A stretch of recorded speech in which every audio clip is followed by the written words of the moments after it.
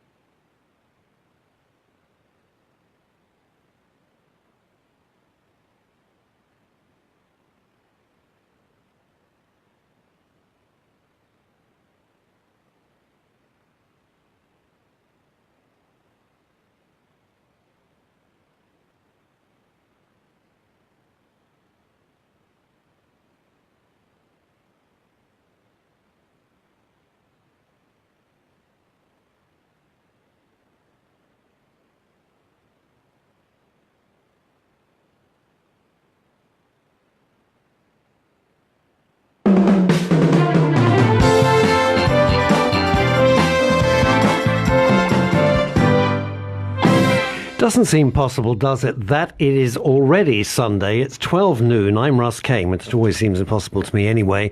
And this is Men's Radio Station, where men really talk. We're coming at you 100% live from our studio based in the heart of London in Covent Garden. With me is rocking the decks as always, boy wonder producer James Blake. And, howdy. And just wait. Just don't big it up, James. Don't big it up. And looking after all matters of social media and keeping everybody in order, Dennis RH. It's too complicated. I just, thanks to my guest, I'm just going to call him Dennis RH because I always mispronounce it, even though I've known him now for several months. Dennis, welcome. You know, it's an interesting thing, just before we start with our first guest, who is fascinating. I had a meeting with him prior to this a few weeks ago, and I was gobsmacked, I think is the word, and I think you will be too when you hear what he has to say. It's revolutionary. It says something great, doesn't it? It's nice to find something great in these horrible, bitter, twisted, divided times. It's nice, I think, to try and find something good to say. And yesterday, being Saturday, 1 million people marched. Now, whether you believe it with their cause or whether you don't believe their cause, that's not the point I'm making.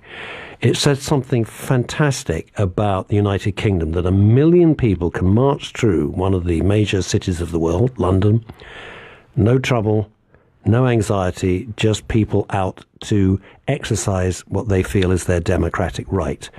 And it's really the ethos that we always wanted when Howard Jameson, my co-founder, and I started Men's Radio Station, following on from Women's Radio Station, that you may not always agree with whatever the guests are saying, but at least we listen, and you listen, and you see it in an unambiguous way where we don't have to get into the horrible, revolting feuding and trolling that you see sometimes, especially on Twitter, and some of the bitterness on Facebook is a shocker. Speaking of Facebook, we are up on Facebook Live, so if you were marching yesterday, well, bravo to you. You got out of your homes and you went and did it. I know there's going to be the other side of the argument. They'll be marching, and I hope you march with the same dignity that everybody else. And it sounds weird, but that British sense of humour, some of those placards were just so damn witty, and that's what defines us as a nation. Other countries that have had the military out, that have had the army out, it's getting to that stage, right? Not in Britain, we're okay. Just some sort of serious tut-tutting. That's the way we do it. My first guest, an extraordinary fellow. As I said, I had a meeting with him, with Howard Jameson, and I thought, wow, just got to get this guy on the show. His name is Kevin Laye. Kevin, hello and welcome to Men's Radio Station. Hi there, and thank you. Thank you. Well, thank you for finding time. I know you're slightly busier than God at the moment, but thank you very much. You are a progressive therapy practitioner. Mm-hmm. What does that mean? First of all, I became a therapist about 20 years ago. Prior to that, I had a corporate career.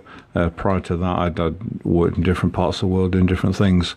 The reason I got into it initially was I was quite ill 20 years ago. I had a massive tumour on my kidney. And my God, I never knew that. Yeah, wow. the odds of me coming through the procedure were 90%, which I thought were pretty good. And then the surgeon told me actually it was 90% not in my favour. The other way? Yeah. And I thought, okay. Jeez. I said, well, I'll be in the 10%. And he said, well, it's a nice positive attitude, but you don't get to choose. At which point I said, well, you don't either, so I'll be in the 10%. And I've got to stop you. How did you... It just sounds really trite, but you're thinking, I got a 10% chance of coming through this after the anaesthetic. That's the last thing I'm going to know. Yeah. Did you make your peace? Did you say goodbye to people? I didn't have children at the time. Was married at that moment, but not anymore. But I never actually had in my head anything other than I'll see you in recovery. Wow. That was just what I had in my head. And I remember waking up actually in recovery and my ex standing there crying, who was a medic anyway. I mean, she's a doctor, she knew exactly what was going on. And the surgeon looking down at me saying, well, you're a tenacious little git, aren't you? And I'm like, well, yeah, here I am, hi, told you so kind of thing. And I was actually in intensive care afterwards. I was in a significant amount of pain. And a couple of beds down from me was a guy that had a chronic myeloid leukemia, and it was life limiting. Right. And we got on, and we have that kind of gallows kind of humour. I'd wake up in the morning and sort of look across and go, "Are you still here?" kind of thing, and he'd be like, "Yeah, so hurry up because I want to finish. I want that book that you're reading." It was twisted kind of humour like that, but it got through the day. And his brother used to come in every day. And at the end of one of the visiting sessions, he came across the end of my bed, and he said, "Hi, I'm Mike," and he said, "I'm John's brother." I said, "Yeah, I kind of know." He said, "I understand you're in a lot of pain," and I'm like, "What? No shit, Sherlock. What gave that away? The screaming, the yelling, the moaning, the whinging." And he went, "Would you like to control your pain?" And I said, "Well, I can't. I'm on maximum morphine. If they give me any more morphine, they'll have to ventilate me, and they don't want to do that. Right. And they just literally can't give me any more. I'm junked up to the eyeballs." And he went, no. He said, "Would you like to control your pain? I can teach you some hypnosis and NLP techniques that will help you." Quickly, what's NLP? It's neuro-linguistic programming. Cool. Yeah. And which I hadn't got a clue about at the time. And I'm like, well, yeah, thank you, but no. I mean, my background is engineering and physics. It's so highly practical, in other words. Very left brain, very analytical, very sort of, And he said to me two amazing questions, which I will never, ever forget. And he said, "Okay, well, where are you going right now?" And I thought, okay, now you're winding me up because I had drips in each arm and like wires everywhere, obviously nowhere. And he said, "Okay." He said, "Well, what have you got to lose?" And when you ask a logical-minded person that question, the brain goes into overload because it's like, I'm trying to, we call it a transderivational search, where the brain's trying to look for a solution for it. And I couldn't answer him. "Oh, well, okay, then go on, give it a go. But I'll be resistant." He went, "Fine."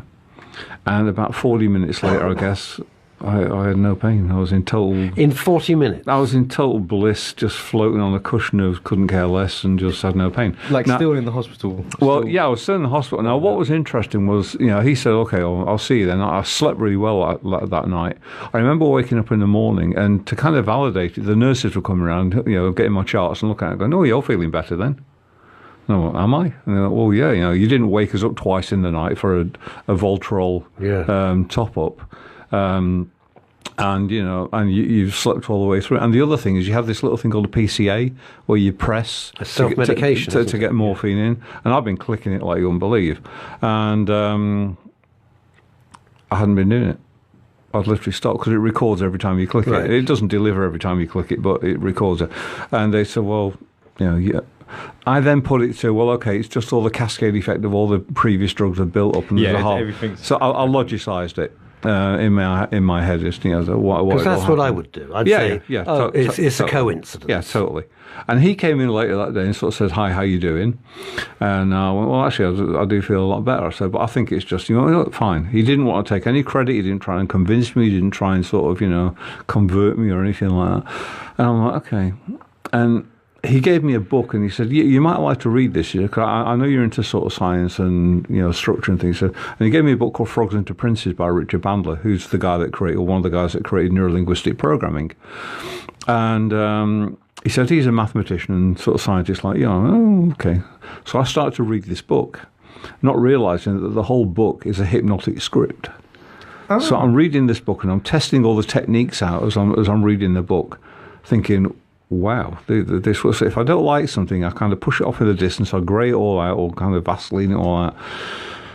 Yeah, it's got less of an impact. And then I tried other techniques. And I found every technique that I was doing, because they're in the book, I'm finding these are working. So I read it, and then I thought, okay, that's kind of cool. And then I thought, all right, I need to read it again. And this time I want to be analytical and critical. So I started to read the book for the second time. And I'm about half the way through it the second time when he came in for the evening sort of session. And he said, "Oh, yeah, how you doing?" He said, "Oh, I see you getting on well with the book." I said, "Getting on. I've already read it once." I said, "This is my second reading of it." He went, "Oh, right." I said, "It's amazing." So have you got anything else like this? He went, "I thought you might say that." Bang, on the end of the desk, about 15 books, and you get through that lot. So I started reading all these books on NLP and hypnosis and Erickson and various other people, and became absolutely fascinated by it. And then when I left hospital, I thought, okay, once I've healed up, I'm going to find a course in this. So I found a guy that was local to me because I was quite lazy, didn't want to travel too far. The Transformational School in Nottingham, where I lived at the time, and went and met the guy that ran the school, and we got on, and I did the training course and qualified and certified. I then met a little while after that, I won't go into the whole story, but I managed to bump into Paul McKenna, and Paul and I became very good friends, and then Paul and I sort of were talking about NLP, because I'd done psychotherapy and I'd done hypnosis by now, I was qualified in that, and then Paul suggested that I look at NLP, and I said, "Well, I've read all the books." And he went, "No, you really need to do the course." I went, "No, I've read all the books and you need to do the course." So, what was Paul doing at the time? Because as you know, you and I know that Paul and I worked together on radio. Had he left Capital by then? And he'd kind of got Paul McKenna training going with Michael Breen and Richard Bandler. Michael Breen, so between them all, name I'd forgotten. Michael's a cool guy. Very nice guy. Very nice guy. Very clever guy. I haven't heard his name for ages. And anyway, I went and did the course and realised that, hey, they were right. You actually need to go and immerse yourself in the course to really get it. You can't pick it up from a book. It's like sort of saying, well, okay, I've read every book there is on how to drive a car. Now give me a car. You've got to immerse yourself in the experience. You have to do the practical before you... Yeah, it's like getting onto a plane and the pilot saying, "Hi, my name is Captain Smith. I'm your pilot today, and I just want to reassure you I've read every book there is on the theory of flight, and I've read every technical manual there is on this plane." I've never flown before. Yeah, you'd feel a bit uncomfortable. So I kind of got it from as that you were element. heading for the door. You feel uncomfortable. Yeah, let me out at 50,000 feet.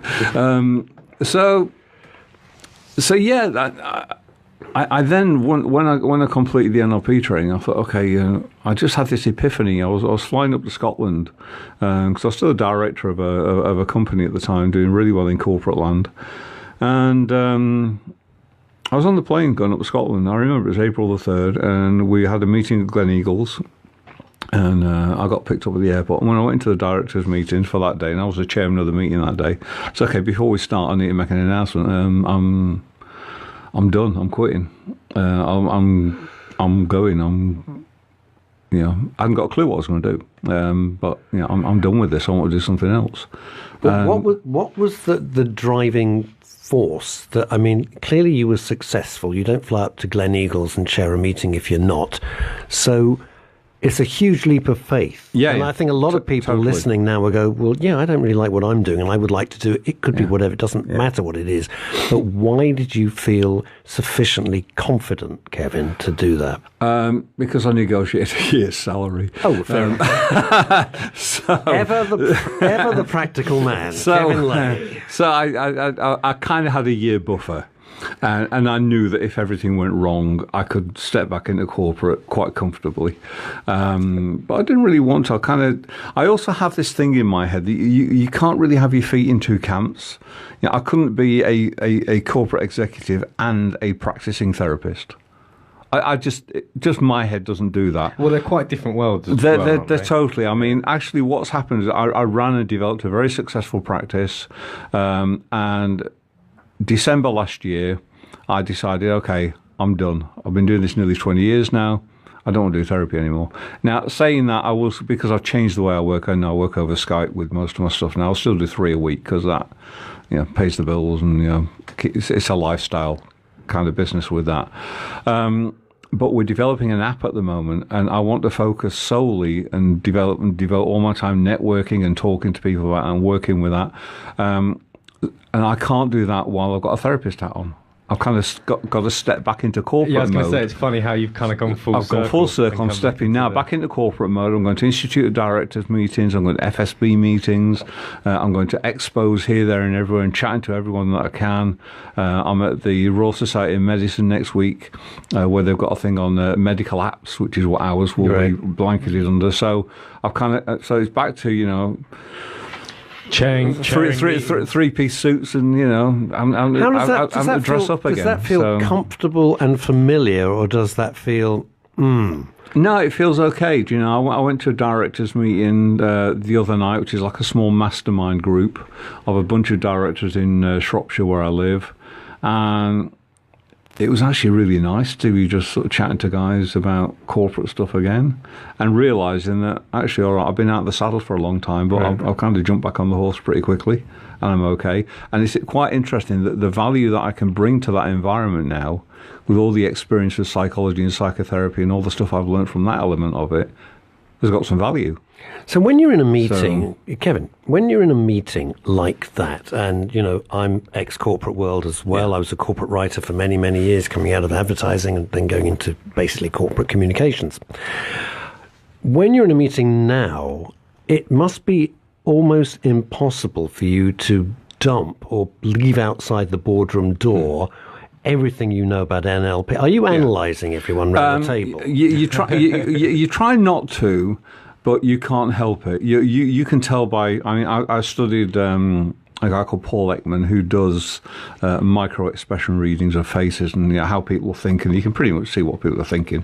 I'm getting nervous now. But you can. Don't invite him on, James. I don't want him here. But you can play with this as well. I mean, you can do all kinds of things. I mean, if I ask all three of you now to just get these numbers in your head, I think we did this the other day. All right. Yeah. So you two guys just do this. Get these numbers in your head. 78. Okay. Yeah. Deduct from that your age, and that will give you a number. Got that? Don't make me do maths live on air. So 78 minus your age, that will give you a number. Add to that 40. Yeah? Yeah. Is that the year that you were born? Or 1 year out? You're 1 year out. Because you've already had your birthday this year. Yes. Yeah. Because I have. Dennis? 1 year out? Yeah, 81. Because you've already had your birthday. 94. Wow. Yeah. 94. So you can play that, and 94. but this is where It's actually 95 when I was born. But Just shut up. this is where it gets playful. I did a networking event last week, and there were probably about 50 people in the room. It was actually on Friday. So okay, everybody stand up. So everybody stood up. So okay, and we did that exercise. And so if I got, and out of the 50, 49 all sat down. And there's like one guy standing up and said, "You've already had your birthday, haven't you?" You went, "Yeah, last week." I went, "Cool, sit down." What is the, for lack of a better word, the science behind that? It's nice. Is it just like a party trick? Yeah, it's a party trick. I was well impressed. I sat at the coffee table going, "That's good." Yeah. But when you get a room full of people like that, like if you haven't, could you imagine a theatre audience with 1,000 people in it, and so everybody stand up, and then you do that to the whole, and then like 998 people sit down. There's 2 less standing, and all right, now clocked at you are. Happy birthday! Everybody sing happy birthday to these 2. So it's a great way to win over the crowd. It's a great icebreaker. Yeah. And speaking of theatre, of course, you are doing theatre. Apparently, so I'm doing this little sort of slot at the German Street Theatre. I think it's 23rd of June, Sunday the 23rd of June. It'll be great. It's going to be a lot of fun, actually. I mean, what's interesting is over the years, because I've done a lot of coaching and teaching and presenting and developing.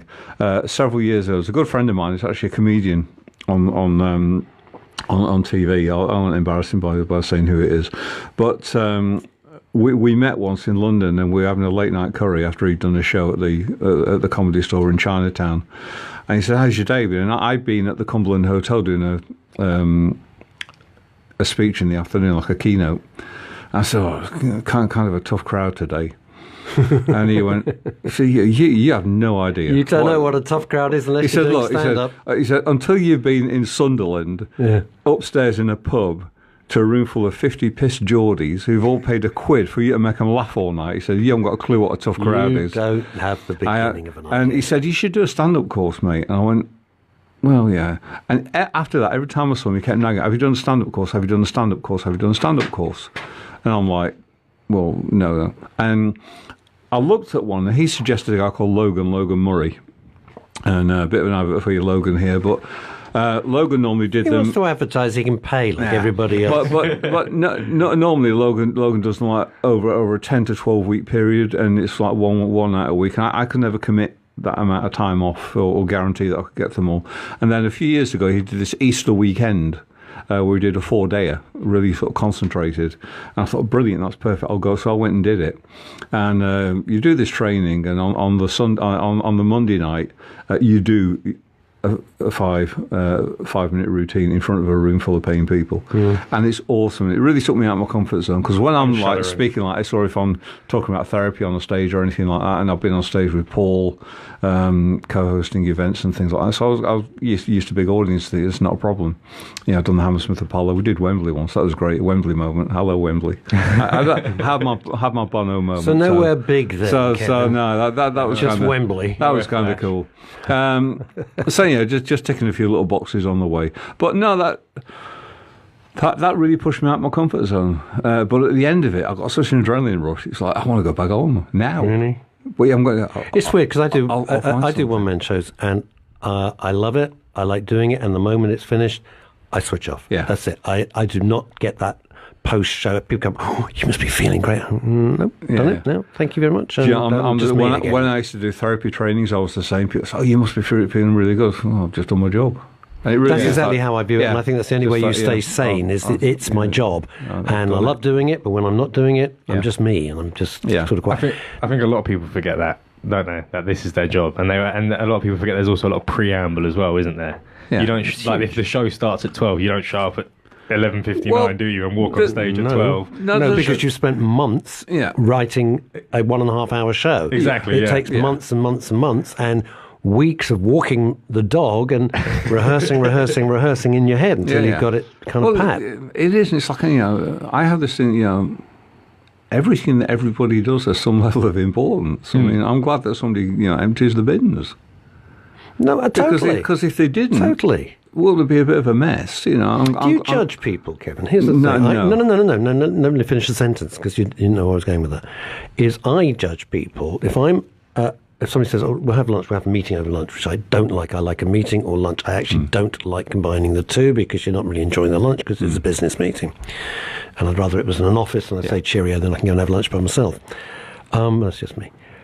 The way that they treat the waiting staff is how I judge them. And if they're rude, what I was saying is, if they're rude to them, I think, you're not a nice person. No. That's because, they can't answer back. And you're treating them. One of my things that I have I actually posted it on LinkedIn today, is, when you see the way people behave, and it's like,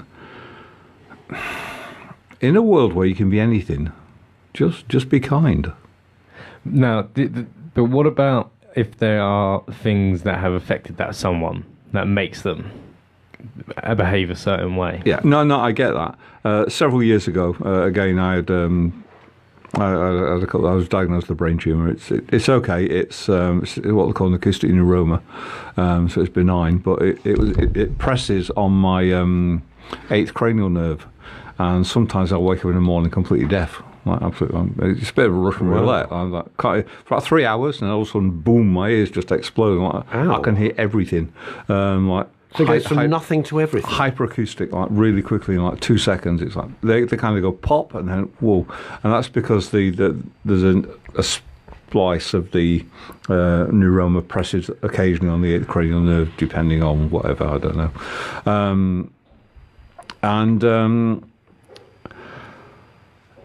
while I was undergoing some treatment, I was on quite high dose steroids. Some of them injected occasionally, actually into the site of the kind of cranial.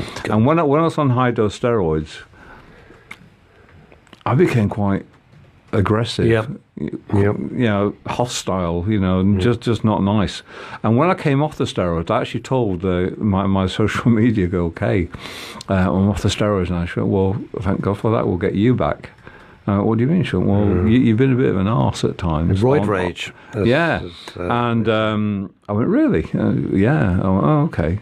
Because sometimes you're posting things and it's not you, and people didn't identify with it as me. So I actually got my diary out and I went back over the 3 years and looked at when I was going for these courses of injections, and then looking back at my social media feed. And I had to go on social media and apologise to people, saying, "I'm sorry for being such a dick in those periods of time because I really was, and that's not me." You're going through a rough time still. You're not doing this for your own fun. You're taking these steroids because you needed to. So there is some. But it's terrifying, James, the effect that they can. Yeah, I've seen it with other people, and you think, what the hell's happened to you? But boy, oh boy, you've disappeared. And you put like 2 stone on in 6 weeks, like, which has got to come off. And I'm doing Everest Base Camp in September, October. Say that again? I'm doing Everest Base Camp. That's what I thought you said, but you've got to explain it. You can't just drop that in the conversation, Kevin Laye. I need a target to get fit. We did Kilimanjaro some years ago. That was interesting. That was good fun. And then we just decided I was going to go last year, but I got smacked. You say it so casually. I just did Kilimanjaro. I got smacked down with a virus last year, so I couldn't do it. So this year I'm going September, October, which is a good time of the year to go.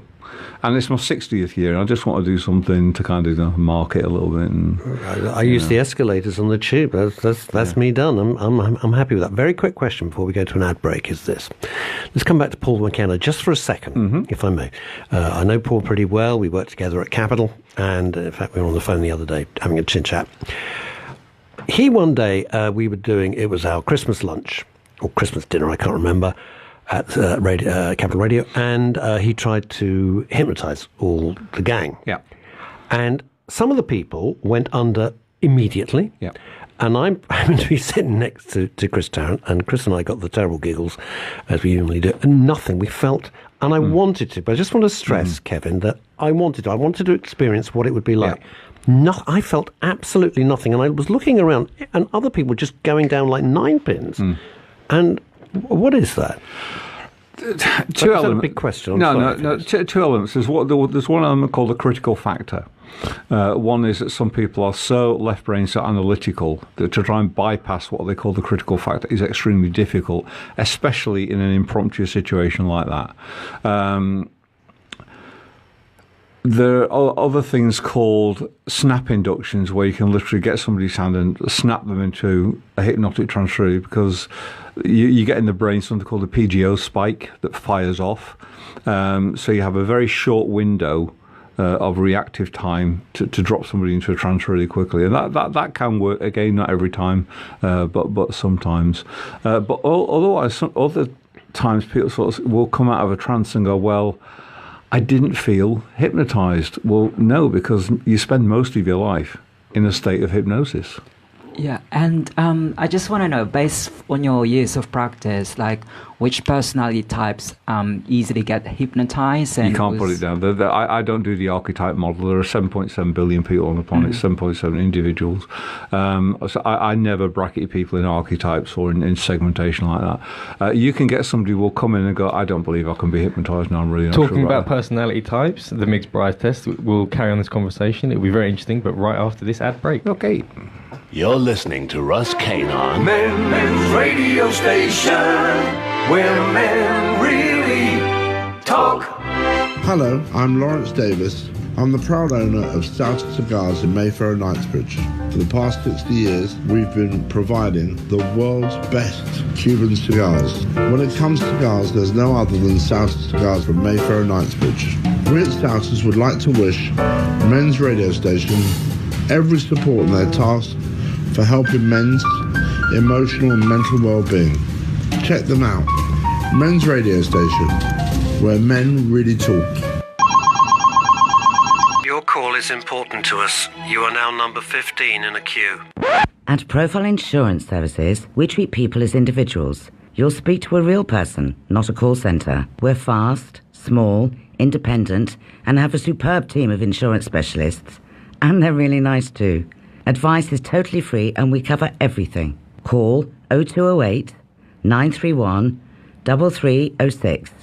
Listeners to Men's radio station won't pay a penny for admin fees. That's 0208 931 3306. With Profile Insurance Services, you're covered. Let me tell you about Jermyn Street Theatre. We are the smallest theatre in the West End, only 70 seats. We are a registered charity and not grant-aided, run by a small team of volunteers and trustees. Jermyn Street Theatre is a hidden gem.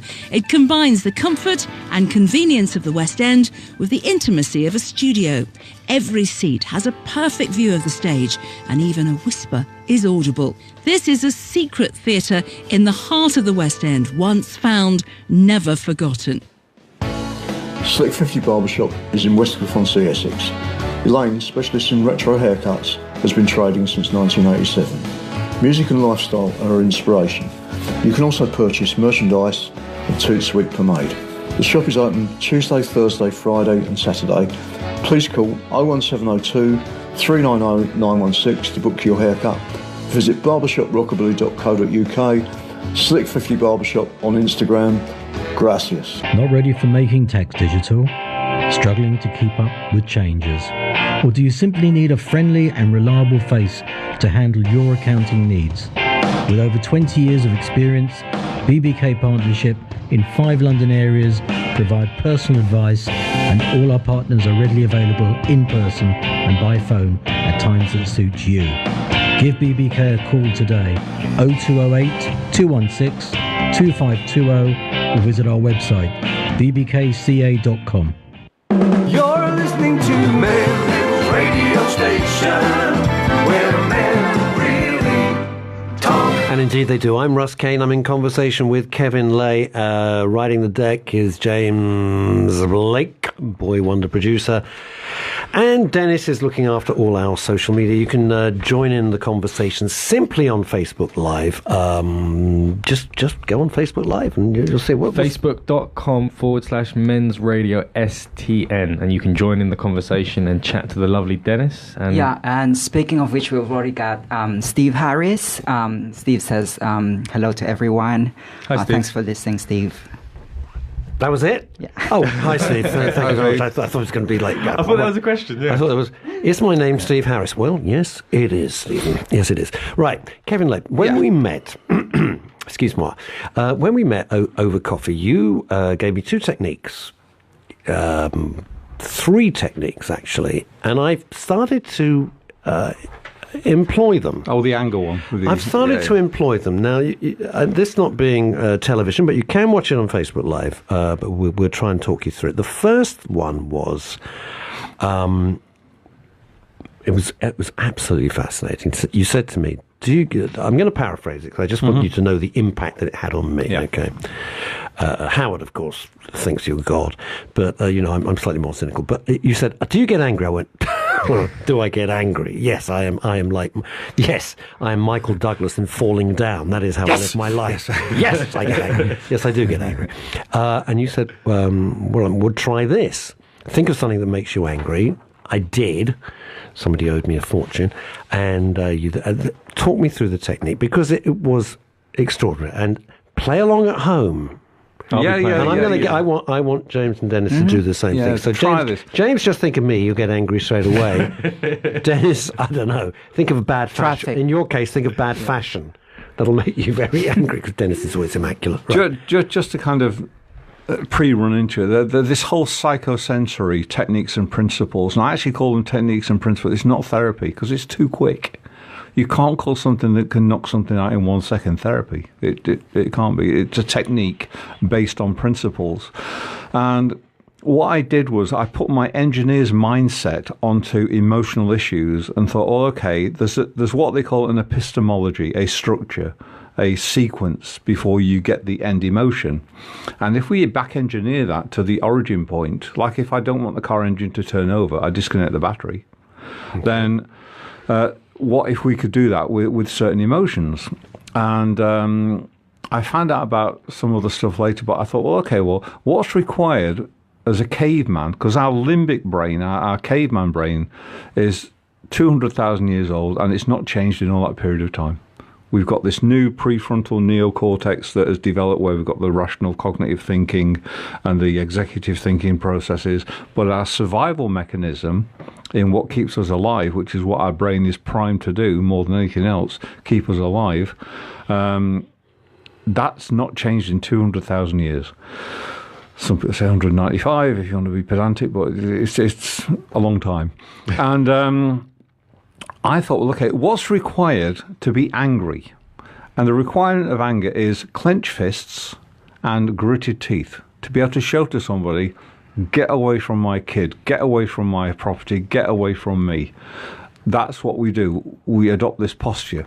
And there's not only me thinking about this. There's a guy called Professor Kessler that's doing a thing called, what's he called it? Evolutionary medicine, which is kind of his take on it. And so I thought, what if we did something like this? Because one of the acupuncture points for anger is along this finger here. And I thought, what if we push the little finger down like that? So you're holding your little finger. So I'm holding my little finger down like this, and while I'm holding it down, I'm pushing my little finger away from my ring finger. Is there any reason you're doing it on? No, just because that's my dominant hand, and I'm doing it. But it works on both. So if I push my finger down like that and then try and get angry, I can't. You literally can't do it. If you relax your jaw slightly, do what I call the Brucey, so you push your jaw slightly forward, you can't clench your teeth. We're all sitting here now. And if you can't push your finger, if you can't clench your fist and you can't clench your teeth, you can't do anger. The signal actually goes back through into the brain, part of the brain called the dentate gyrus, then through the cingulate gyrus, into the amygdala. The amygdala is the thing that fires off the anger response, and it says you don't have the capacity to display anger. Therefore, you can't be under threat. You can't do anger. Turns it off. Bingo. Now, see, when I did it, and we did it in a cafe. One of Howard's favourites, and I thought of someone that I absolutely loathe. That I used to have business connections with, who just drove me up the pole.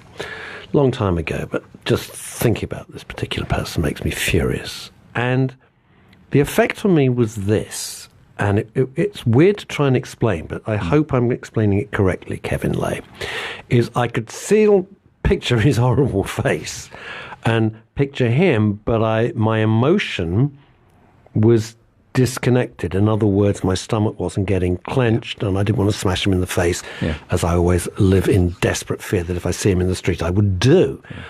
So it wasn't like I was switched off, but I couldn't engage it creates a state of ambivalence. Fury. Yeah, it creates a It creates a state of what a client of mine once called, I can't be bothered to be bothered about being bothered.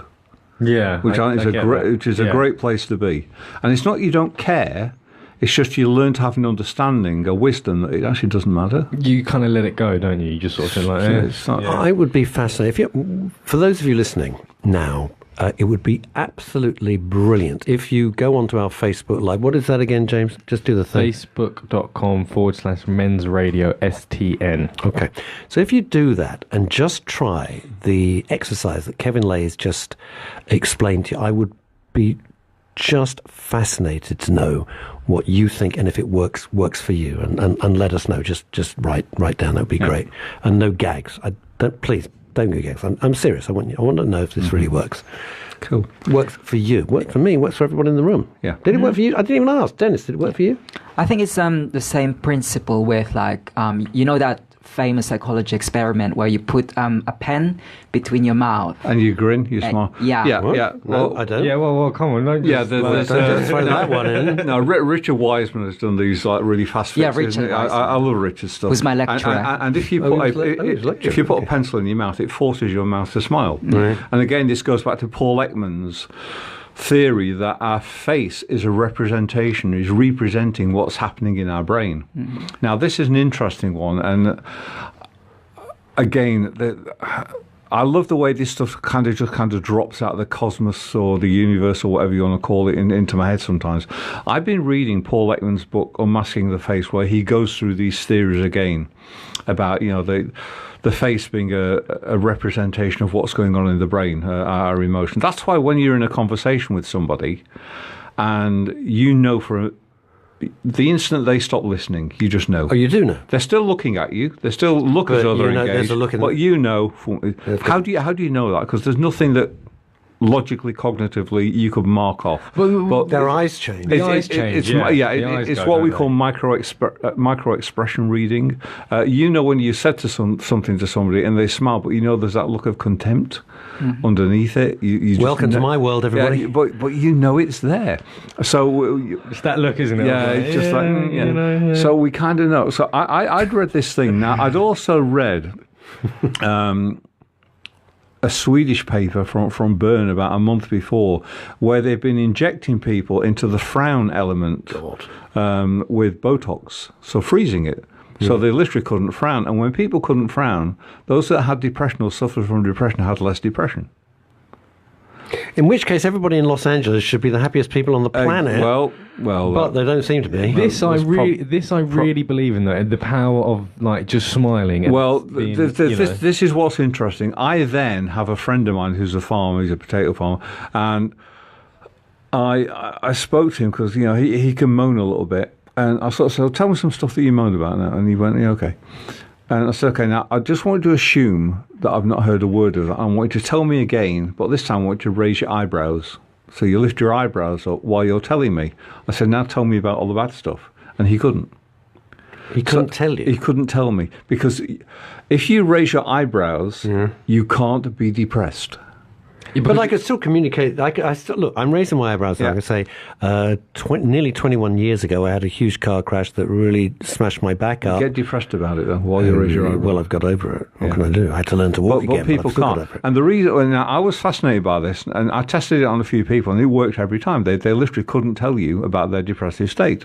Or they could, but they actually couldn't associate the emotion with it. It was incongruent. It just didn't work. So I then thought, this is fascinating. I then get an email from a colleague of mine a couple of weeks later, said, you should have a look at this paper from a guy called Professor Cheng from the University of Warwick that's done a study on people where if they raise their eyebrows and they do blood tests for serotonin, dopamine, and cortisol, and all the other hormones, they found that they produce less stress and depression hormones. And what he put it down to, because they've done some studies and scans, is the lateral and medial orbitofrontal cortex in the brain go into direct conflict with each other. So you can't show a surprised face, which is what that is, or look surprised and be depressed at the same time. The brain can't do it. You look around, the brain literally can't do it. Wide-eyed. Yeah. Well, I don't know. I'm looking at James and thinking of all the producers we could have got. My eyebrows are raised. And I'm going to tell about Joe now. I was in Costa the other day and I saw a girl. You know this habit where they put their eyebrows on in the wrong place. And she painted, and I said to her, "You painted your eyebrows on really high." Yeah, she looked surprised. Sorry, couldn't resist that one. Now, Kevin, You've done 40 minutes of like pure science. Yeah, but don't forget he did a stand-up course. Yeah, that little bit of stand-up. He did that. Thank you very much. I'm here all week. Try the chicken. Right, Kevin, there was another technique you did, which was, and I've used this as well, because I'm under a lot of stress at the moment, a lot of going on. And you've seen my team, so you're beginning to, have sympathy. That holding your thumb. Yeah. Talk us through that. If you squeeze your thumb. Is it this? I've been doing it the wrong way. You can do it that way. Okay. You can do it anyway. So grab your thumb. If you grab your thumb, what happens is if you said to me, think about something that you can worry about, that you can ruminate about normally. Now squeeze your thumb. Okay. Now try and ruminate about it. Now try and worry about it. Well, I'm still a little bit anxious about it. That's anxiety. That's a different. Think about anxiety. Squeeze your second finger. Hang on a minute. I can't keep up. Naughty finger. Oh, the naughty finger. Squeeze the naughty finger. Right. Yeah. Squeeze. That's the anxiety finger. Squeeze the naughty finger. Should have known that weeks ago. Now try and get anxious. Yeah, I guess I'm a little bit more relaxed. Yeah. A little bit more like. Yeah. No, try and get the anxiety back. Easy flowing. Well. It's hard. I give you that. Yeah, it's hard. It's kind of more distant. Yeah, it's definitely like. All right. So to be clear, because I've been doing this right. How tricky could this be? What an idiot I am. Right. So your little finger. Your thumb. Your thumb is for the thumb is for worry. So if you worry or you ruminate about things or you catastrophize, squeeze your thumb. If you have fear, it's your first finger. So you squeeze your first finger. First finger for fear. Your second finger is for anxiety. That one, which is when you're flipping the bird at a driver. The naughty Not finger. That I would. Yeah. Okay. It's anxiety. If you've got fear and anxiety, squeeze them both. Do what I call the gun barrel, and then squeeze them both. That'll be me. So you squeeze them both, and then you just kind of chill out.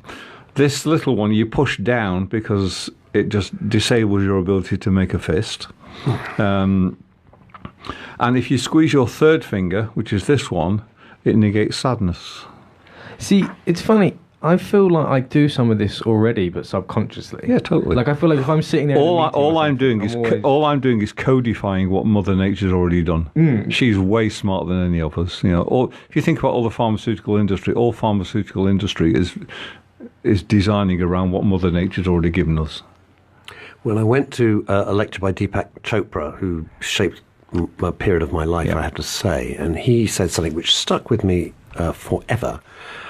His lecture, I think I mentioned to you, was a 2-hour lecture at the Royal Geographical Society, not one note in front of him, and he took us into areas of physics that were so complicated, yet he carried us with him. I mean, you wouldn't think so, especially me.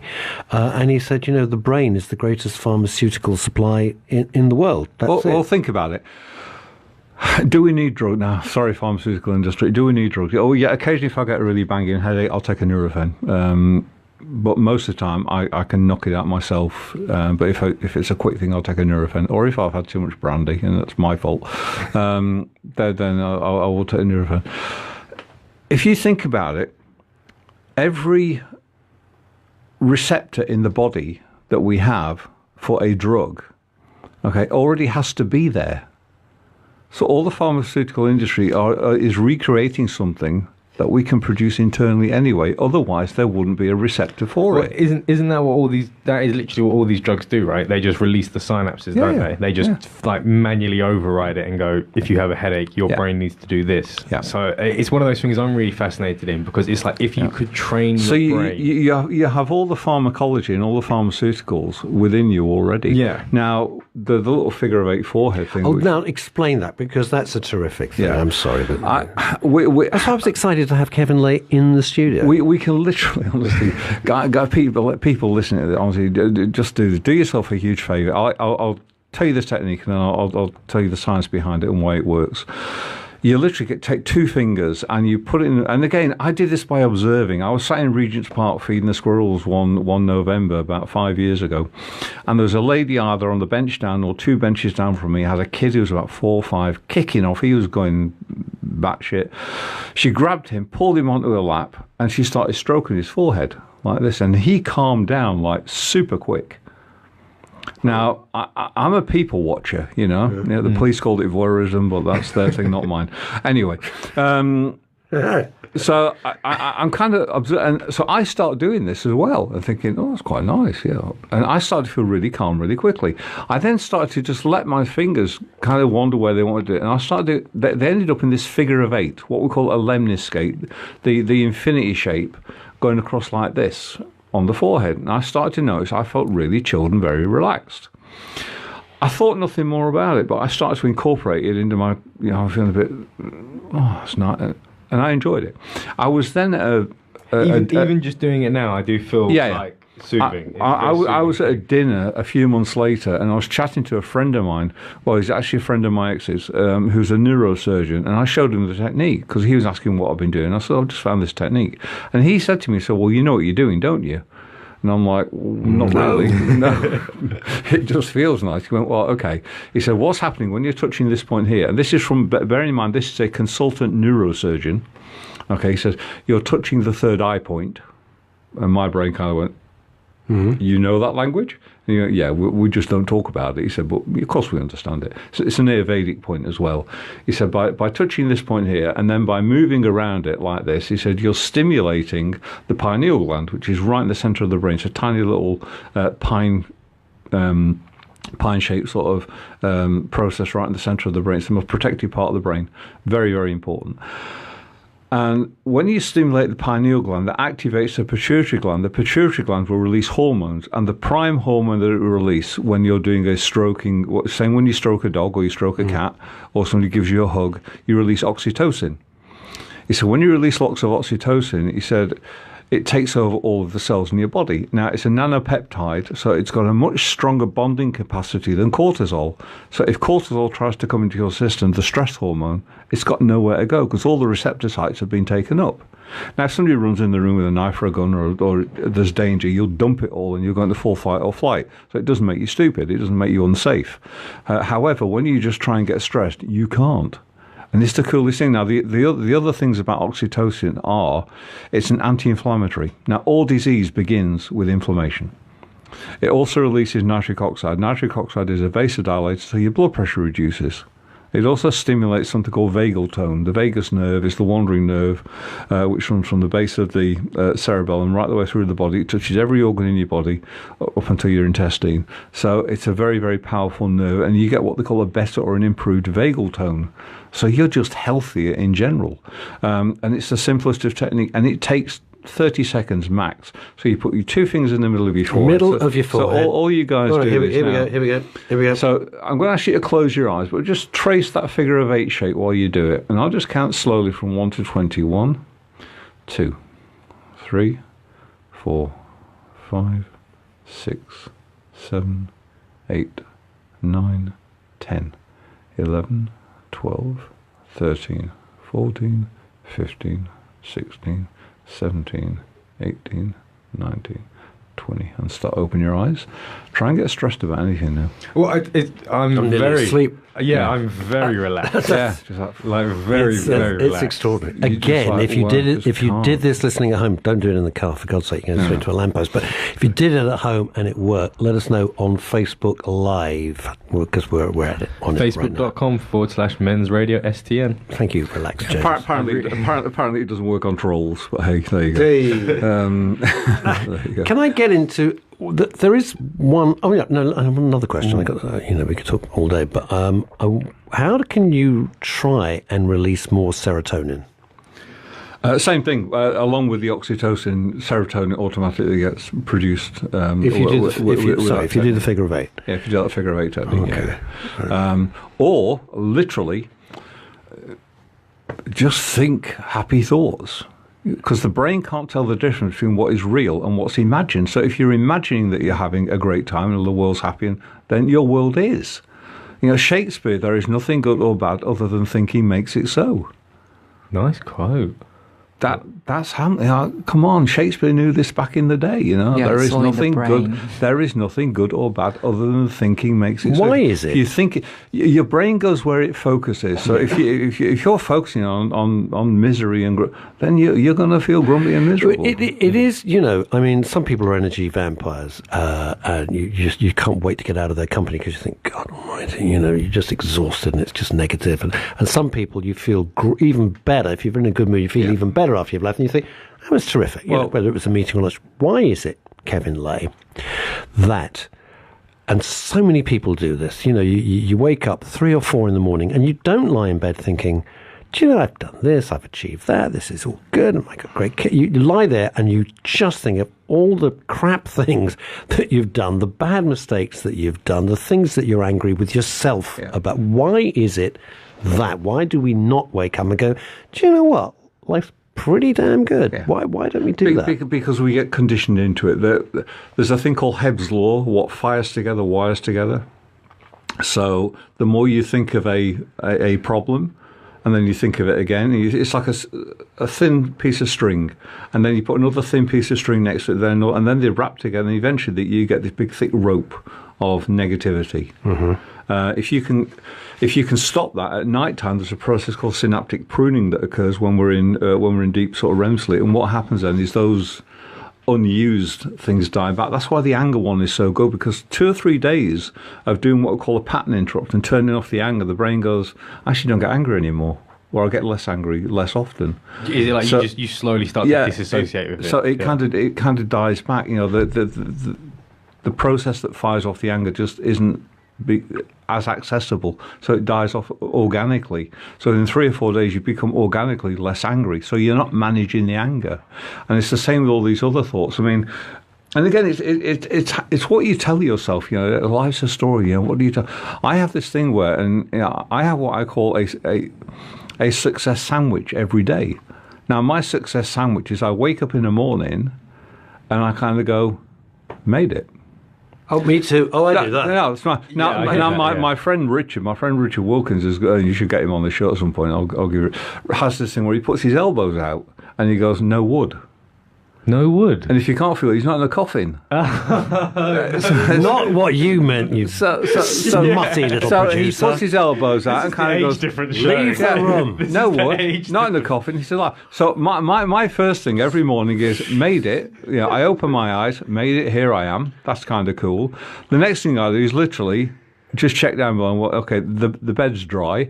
That's awesome, because when I have my kidney issues, the bed was always dry when I woke up, and it's like, oh, that's a drag, I'm going to change the bed. And side effects. So that's a great start to any day. I then, at the end of the day, before I go to bed, ask myself a question, very simple question: have I learned anything today? And the answer is always yes.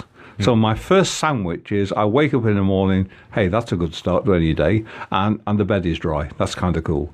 At the end of the day, have I learnt something? And I'm madly on YouTube all the time. I don't watch TV. It's interesting. I watch less and less. I'm careful with what I call my diet. I'll talk about diet in a second.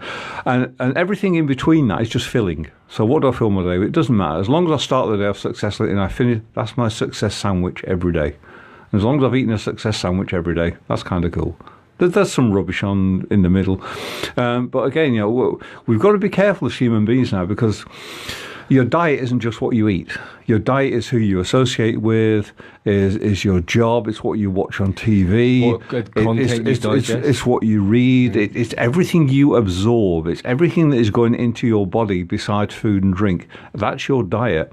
And like you were saying, there are certain people that when they walk into a room, the room lights up. There are certain people when they walk out of a room, the room lights up. Yes. That's the people that, if you're aware of them, avoid them. If you can, avoid them. You're absolutely right. So if we wake up, by the way, this is Kevin Laye, in case you're thinking, this is great, I'd like to know more.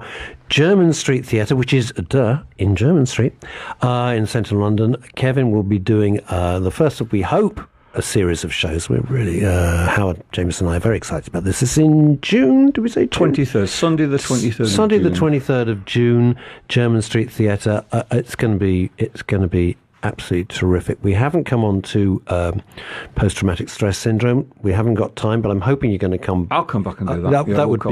That would be great, because that is a huge issue. I'm actually glad you call it a syndrome, because it is not a disorder. It's actually a post-traumatic stress injury. It's an injury rather than a disorder. And like any injury, it can be fixed relatively quickly and relatively simply. That is, when you discussed that over coffee, I was absolutely astounded, but it's not something for a short conversation, because that in its own is at least 30-minute chat. Yeah. Kevin Laye, if people want to know more about you, by the way, how do they? I'm hard to get a hold of. No, honestly, just Google Kevin Laye. You'll find Laye. There's YouTube clips on there which you can look at. You can go on my site, kevinlaye.co.uk. Just hunt me down. Don't say that to our listeners. They probably will. Kevin Laye, thank you so much. It's been an absolute pleasure. It's been great. Thank we you. will be with our next guest after this break. You're listening to Russ Kane on Men's radio station, where men really talk. Hello, I'm Lawrence Davis. I'm the proud owner of Started Cigars in Mayfair and Knightsbridge. For the past 60 years, we've been providing the world's best Cuban cigars. When it comes to cigars, there's no other than Started Cigars from Mayfair and Knightsbridge. We at Starters would like to wish Men's radio station every support in their task for helping men's emotional and mental well-being. Check them out. Men's radio station, where men really talk. Your call is important to us. You are now number 15 in a queue. At Profile Insurance Services, we treat people as individuals. You'll speak to a real person, not a call centre. We're fast, small, independent, and have a superb team of insurance specialists. And they're really nice too. Advice is totally free and we cover everything. Call 0208 931 3306.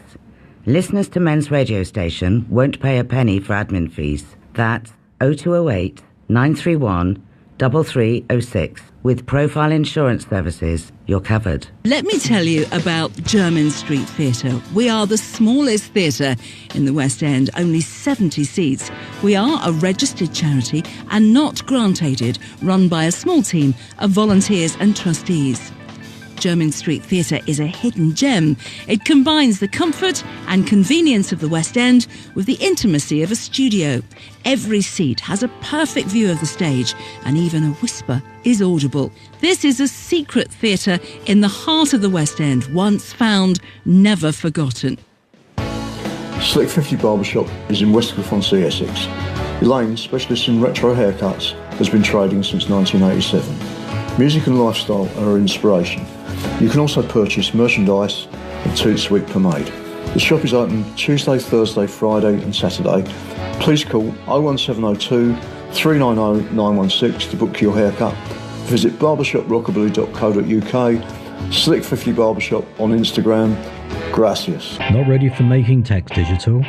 Struggling to keep up with changes? Or do you simply need a friendly and reliable face to handle your accounting needs?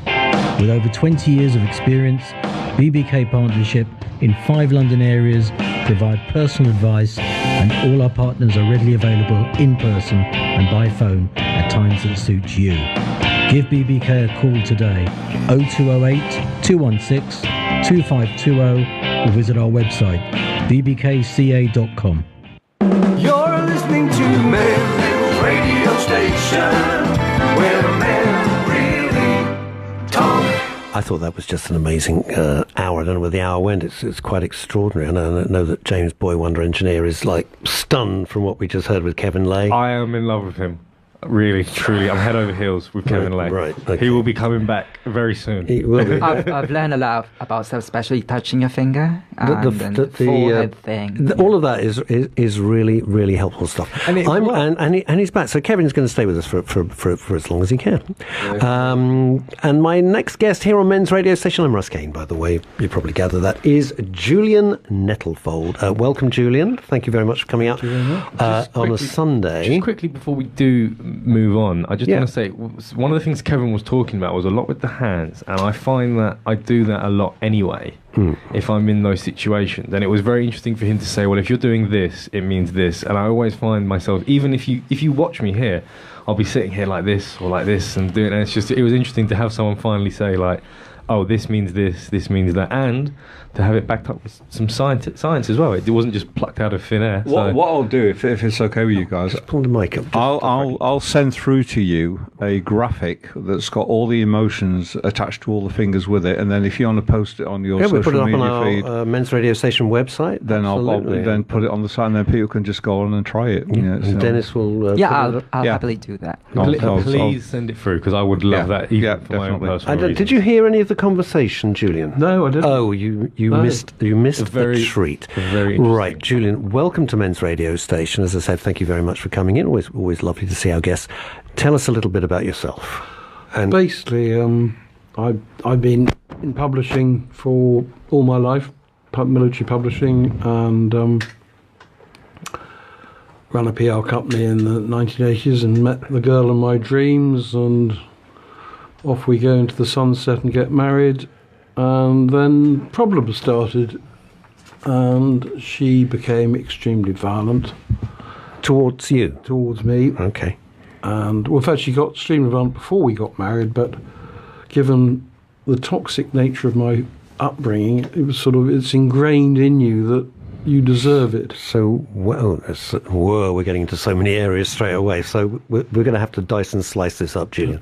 So and we always have a rule here on Men's Radio Station that we'll push it as far as we can go. And if you don't want to answer, it's not the BBC, it's not not John Humphreys on the Today programme. You're not a politician. You can just say, hey, I just don't want to go there, and we go, that's fine, we don't go there. So your upbringing is, you said, given the toxic nature of your upbringing, that obviously doesn't sound like a happy childhood. Well, you don't know. That's the whole point. It was all subconscious, because if you're brought up as you see what a family is. So to you it was normal. To me it was normal. Although that I was, and this I was cured later on, but I was beaten up fundamentally by my mother. Physically? Physically, when I was very young, and I fractured my jaw when I was a baby, and I was told that I'd banged it on the pram, and I believed it. Well, why wouldn't you? Why wouldn't you? You're a child. And it was only in 1998 that I was cured. So, but you don't mind me asking, are your parents, have they died? Are they still with you? They both died. They both died. And did you ever have, only because I'm curious, it's my nature, did you ever manage to mend this, or did they die with you loathing them? Well, it was fascinating, because I met this wonderful lady called Dr. Hetty McKinnon through contact in Harley Street. And we were talking about my divorce and about my son, he was going through abuse as well. And she looked at me and she said, "They found your weak spot." And I said, "I haven't got one." She said, "Yes, you have. I'll find it." She said, "Do you mind a thing called neuro-linguistic programming?" That's very interesting, because I'm looking at Kevin. As you're talking, Julian, Kevin's busy nodding, so this is obviously resonating with whatever advice that he would give. Yeah. Wow. Well, what happens with this is, basically, as a child, although you say you didn't know, unconsciously your survival, your limbic system knew, and it requires four things to be traumatized. It requires the event itself, you're being beaten. It requires the landscape of your brain, which is in a developmental stage as a child, so it's in a learning sort of state. I was only 17 months old. It requires the meaning that you put on it. Is this my fault? Am I guilty of this? Am I causing this? Am I the reason why? And finally, I don't want to be in this situation, but I can't escape it, this inescapability. Now, what happens is, although you manage to, as an adult, escape that, because you didn't escape it from your mother the first time, the limbic system's still active, so you will then tend to go into a relationship and look for a similar set of circumstances, hoping to escape. through that as a medium. That's why women will go from one violent partner to another violent partner to another violent partner, because they've not escaped the first one. It's why soldiers that come back from Iraq and Afghanistan will 6 months later, all those say, I'm never going back there, they'll go back and do security work and security duty because they're trying to escape a traumatization. I'm really confused, and I'm a layman with this, so bear with me, guests. But for example, if you're saying you go from, whether it's a man or a woman, it's irrelevant at the moment. If you're in an abusive situation, abusive relationship, you get out of that. Most people say, well, thank God I'm out of that crap. That was awful. And you try and find somebody nice. I mean, that's kind of the logical, my non-medical way of looking at it. But what you're saying is the diametric opposite, in that one is in an abusive situation. You get out, you breathe a huge sigh of relief and have a drink in the pub or, celebrate, and then you go straight back to the next one. That was what I do. But it's like a magnet, and I don't understand what's pulling you there. You stick to what you know, don't you? There's all kinds of energetics. Well, it's all, as you said, it's subconscious. Yeah, it's an unconscious thing, and you kind of feel safe knowing that environment. Yeah. It's a known environment. I know that. That's why some people will get out of an area where they live, and then at some opportunity or something, they'll go and find another bad area. Yeah. It's extraordinary. It's your comfort zone. It's what you know, and you just expect. It's interesting, but the very phrase. I'm coming back to you, Julian. I'm so sorry, but it's all. You can see how this all sparks off. This all sparks off. Is that you're using the term comfort zone, right? And that is the term that people use. Oh, they're in their comfort zone, but it's so uncomfortable. If ever there was a wrong nomenclature, that would be it. But it's I'm not having a go at you. What I'm saying is, I would say the same thing. You deserve it. But it's your comfort zone is a known quantity. If you step outside of your comfort zone, there be dragons. It's dangerous, potentially hazardous to you. So you'll stay, even though it's uncomfortable, you will stay within that comfort zone. Absolutely. And you will look for a future zone of comfort that replicates what you've had before, because that's what you know. It's bizarre. No, and although at a logical level, you go, well, that's ridiculous. This isn't your logic. This is your unconscious programming that's trying to heal you from something that should never have happened in the first place. So you met this marvellous person in Harley Street, which helped you enormously. Oh, she said, I'm going to put you under.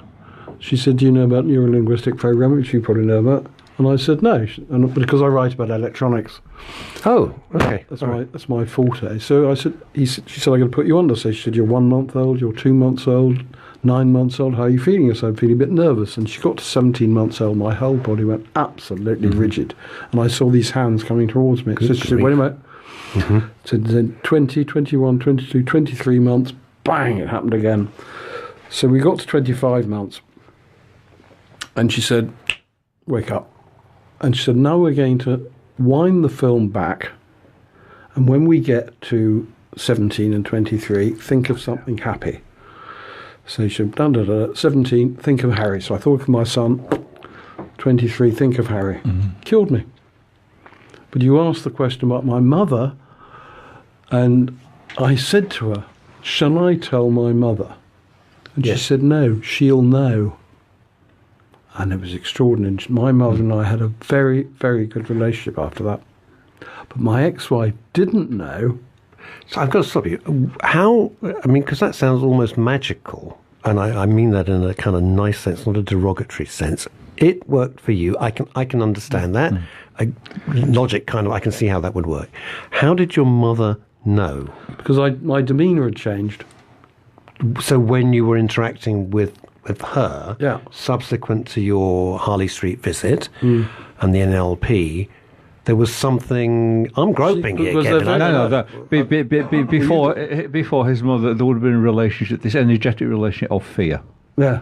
The fear element would have been there. Once it's collapsed, the techniques used are called collapsing anchors. Basically, you generate a state and then you squash it down with a greater state of happiness or joy. I mean, you love your son, so that's going to squash down love conquering hate kind of thing, or love conquering fear. And then what happens is, when you now see your mother again, you're generating a whole different energy. She'll pick up on that, and she will pick up on that and kind of go, ooh, hang on, that's not my little boy anymore. It's the little things as well, isn't it, that the subconscious picks up. You stand up straight instead of being hunched over, and then all of a sudden it's like they realise there's that subtle difference, which is the neurolinguistic. I was told I used to flinch when I saw certain women. I didn't know I was doing it. Really? Yeah.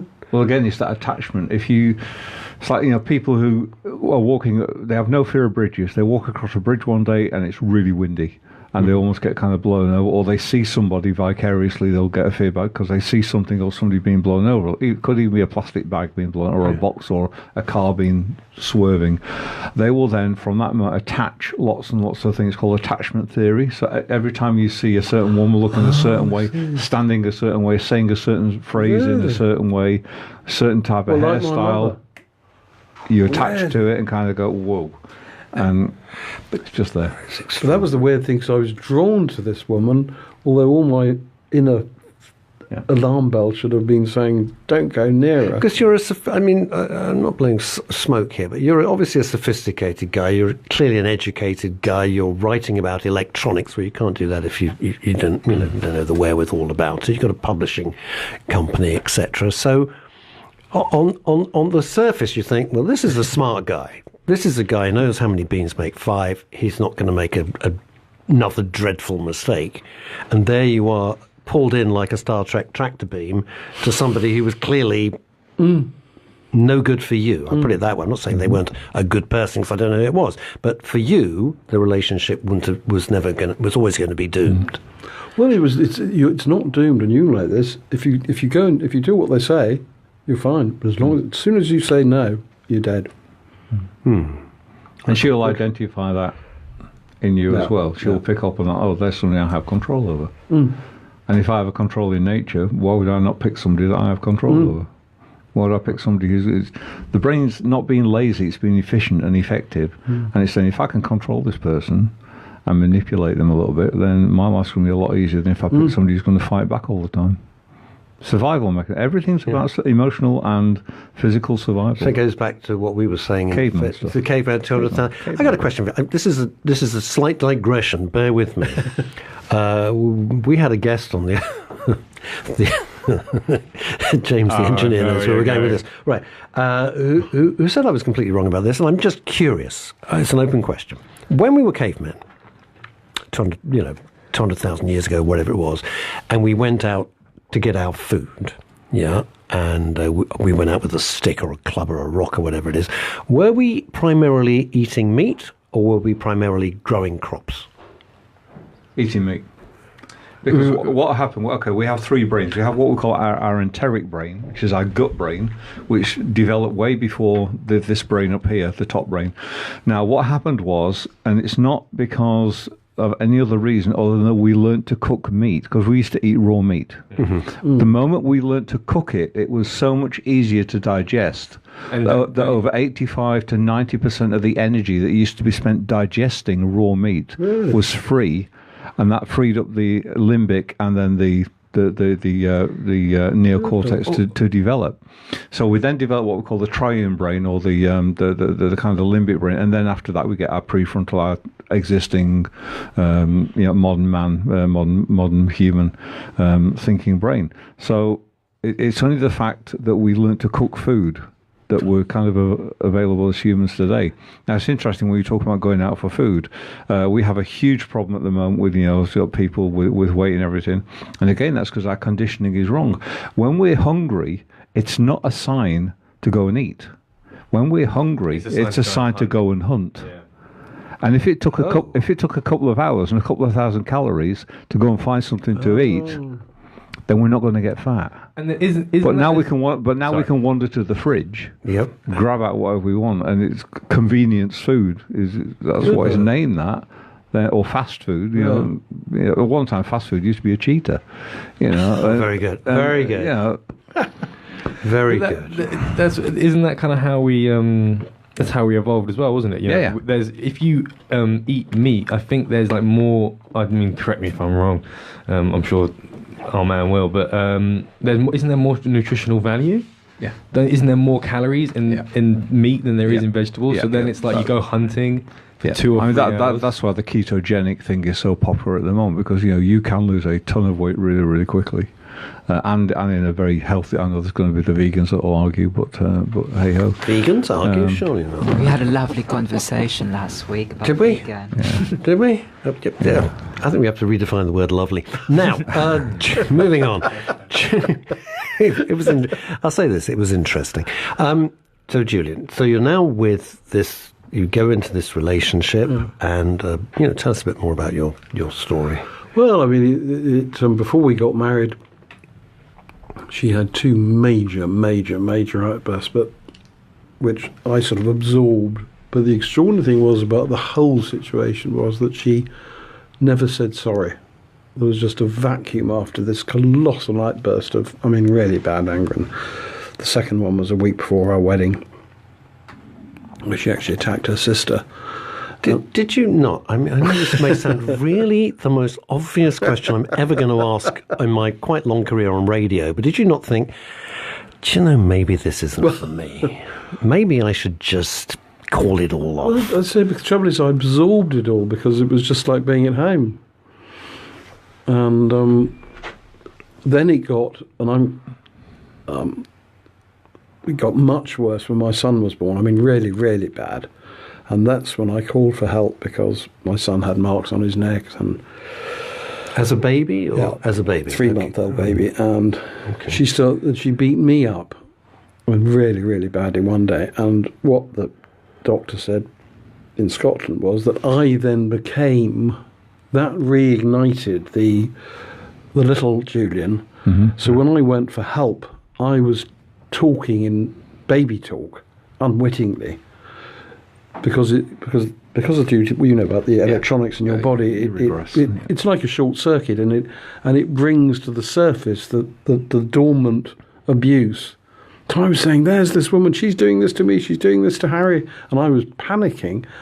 And her demeanour was such, and she'd just say, "Oh, he would say that, wouldn't he?" Look at see, Julian. The people listening. It's very, first of all, it's very brave of you to come on and talk about this because. It's always, 99%, it's the reverse. And in either case, let's be clear, it's unacceptable behaviour.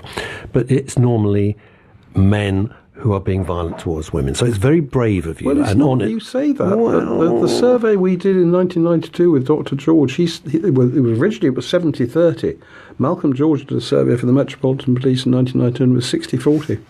60 women and 60 men. 60 men and 40 women. There's always been the assumption that a man will more likely to hit, but a woman is actually more likely, as you know, to be more manipulative. But a guy won't talk about it because it's male pride. Well, that's why we started Men's Radio Station, where there was the strapline where men really talk. There was no help at all when I Can I ask another seemingly dumb question? But I try and act the way I've always tried to operate is say what you think people at home or in their car or wherever they might be, or walking the dog, listening on the app.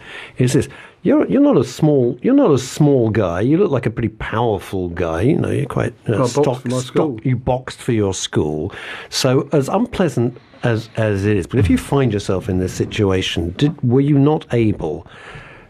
And people might be thinking, why didn't you defend yourself? That's why she chose me. That's why she chose me, because I wouldn't hit her. If she chose me at somebody who hits, then the relationship is totally different. If she chose somebody she knows is not going to hit her, right? She's top dog, so she can go on. But you were. Let's put it this way, and it would be the same if the sexes were reversed. But you were, let's just say, severely provoked, and even at that severe. And we all do stupid things in the heat of the moment. All of us have done that. There wouldn't be anyone on the planet who hasn't reacted in the way you think, I really wish I hadn't done that, but something happens to you. And Kevin Laye could explain it technically, but I just say you lose your rag and that's it. Even then, you couldn't say to yourself, Julian, this is ridiculous. I'm gonna have to take some physical action to defend myself. My psychologist was brilliant. And he said to me, because she'd hit my son, which was unacceptable, she was trying to transfer the blame to me. And Keith said to me, she wants you to hit you. And I said, I've never hit you. She wants you to hit her. I said, Well, I do. He said, get out of the chair. I said, do. She follows me into the next room. He said, well, get out of the house. And I used to walk around Fulham all night while she was ranting and raving. I came back one night and she was on the phone to her mother. And her mother said, we called the lawyer. I said, why? And I found out she told the police I hit her. But you hadn't? No, I was next door with the next door neighbours. And my lawyer didn't defend it.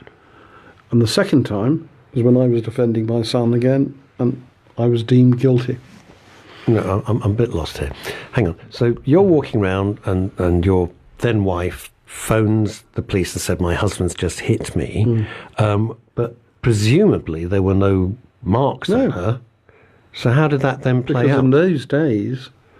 What sort of time when were you talking about? 1990. In those days, the law allowed you to allege violence by your husband without any proof whatsoever.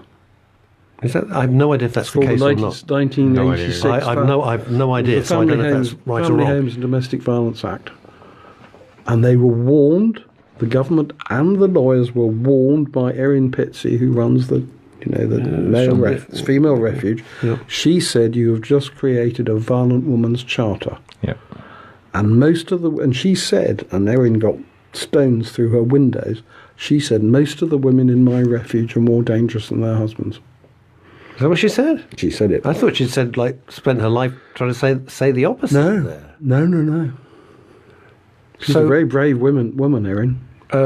She's brave, she's outspoken, she was courageous, and she was a pioneer, that's for sure. And gave succour and help and very practical aid to many, many people. So, she's to be saluted. Right, so you get through the first thing, they've called the police, there's no marks, but were you arrested? What's the story? No, what happened was that she was going through the very serious medical treatment for suspected brain tumour, and what she did, in fact, was, had proper NHS help, the accusations were part of her problem because brain tumour victims don't understand. So, are you saying they affected her? I mean, I'm guessing it affected I don't know. her personality, Right. So we go to court, and I'd actually served an injunction to stop her taking my son to Australia during the process. I didn't want a divorce. I thought she'd have the thing. So and then as part of the process of the injunction, she then says, well, he beat me up. And my barrister... No, I'm sorry, who well, first of all, I would have been thrilled. Australia, not quite far enough. I would have said, that's a fantastic idea. Take everything. They're not far from my son. No, okay, fair enough. But, okay, so your barrister did what? He said, she's very pretty, isn't she? I think you should leave your flat. And I said... Sorry, I don't quite understand the logic of what... Because one's got nothing to do with the other. Exactly, it didn't have anything to do. Well, he said that in court, or he said that to you in chambers? He said that in chambers, So I said, go and ask her about the marks on Harry's neck. She said, that's not relevant. So we compromised, and I said, okay, weird. If you want, very weird. And I said, I will leave. I will only leave if the psychiatrist to whom she'd been referred to already gave her a clean bill of health.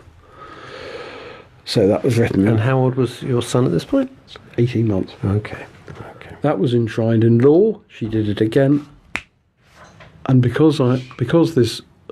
So she complained about you again? When I was defending my son, who she'd attacked again. Forgive me. I don't doubt any of this, Julian, but what I'm saying is, why couldn't you take your son, who's now a little baby of 18 months, go to a doctor and say, look at the marks on my little baby's neck or wherever it was. Can you write a report, please? Why couldn't you do that? We did. And what did the doctor say? He said, I can't remember what his excuse was about the marks on his neck. I think it was, bib rash, that's right. Bib rash? Bib rash. And then when You're nodding like I'm sitting here with my jaw on the floor. I don't understand how you confuse it. This is all very plausible, because what you're dealing with here is a classic 100% manipulative narcissist. Yes, that's right. That's... Honestly, it's not talking about Julian. You're talking about his presumably, hopefully, ex-wife. It's casebook narcissistic behaviour, in that they will do everything, but they are very, very good at flipping around and making it that it's your fault. You did it. It's all because of you. I'm only criticising you because I love you. People that don't love you wouldn't tell you that you're a git or a shit or whatever they want to call you, or horrible. But I'm telling you because I care for you and I love you. But just to give the argument to that is, what about if someone says to you, because there are people in my life who are not manipulative narcissists, but they'll say you're an idiot, and I'm only telling you that because I love you, sort of thing. I just tell you that because you're an idiot. Case in point, Mr. Kane over here. But so it's not. Is that always the? It's not always the case. It's not always the case, but it's very classic within narcissistic behaviour to criticise or to put you down. Yeah, whether you like it or not. I have a real big issue with bullying, and that's why I hate trolling on the internet or anything like that, bullies in any form, and criticism. There's a good friend of mine, Joe Vitale, in the States, who's a prolific author, and Joe has a really nice phrase. He says, criticism has got a very simple function. It's to make you feel less about yourself than what you are, and to demean you, and that's it. It is. That's its only function. But there is positive criticism. No. People say, it's constructive. There is.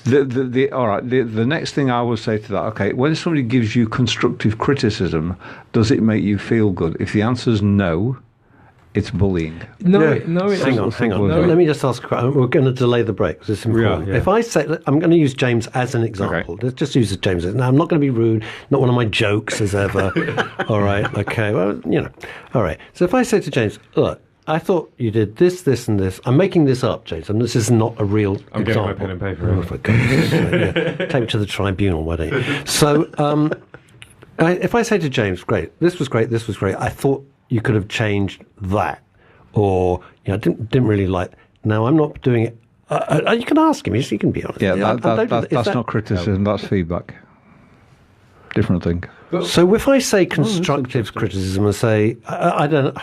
You see, this is very fine line. It is a very fine line. Very fine line. Yeah. If somebody looked at, all right, let me give you another example. Actually, there's only one way to really truly give feedback, and that's in NLP what they call a feedback sandwich. Is here's what you do really well. Yeah.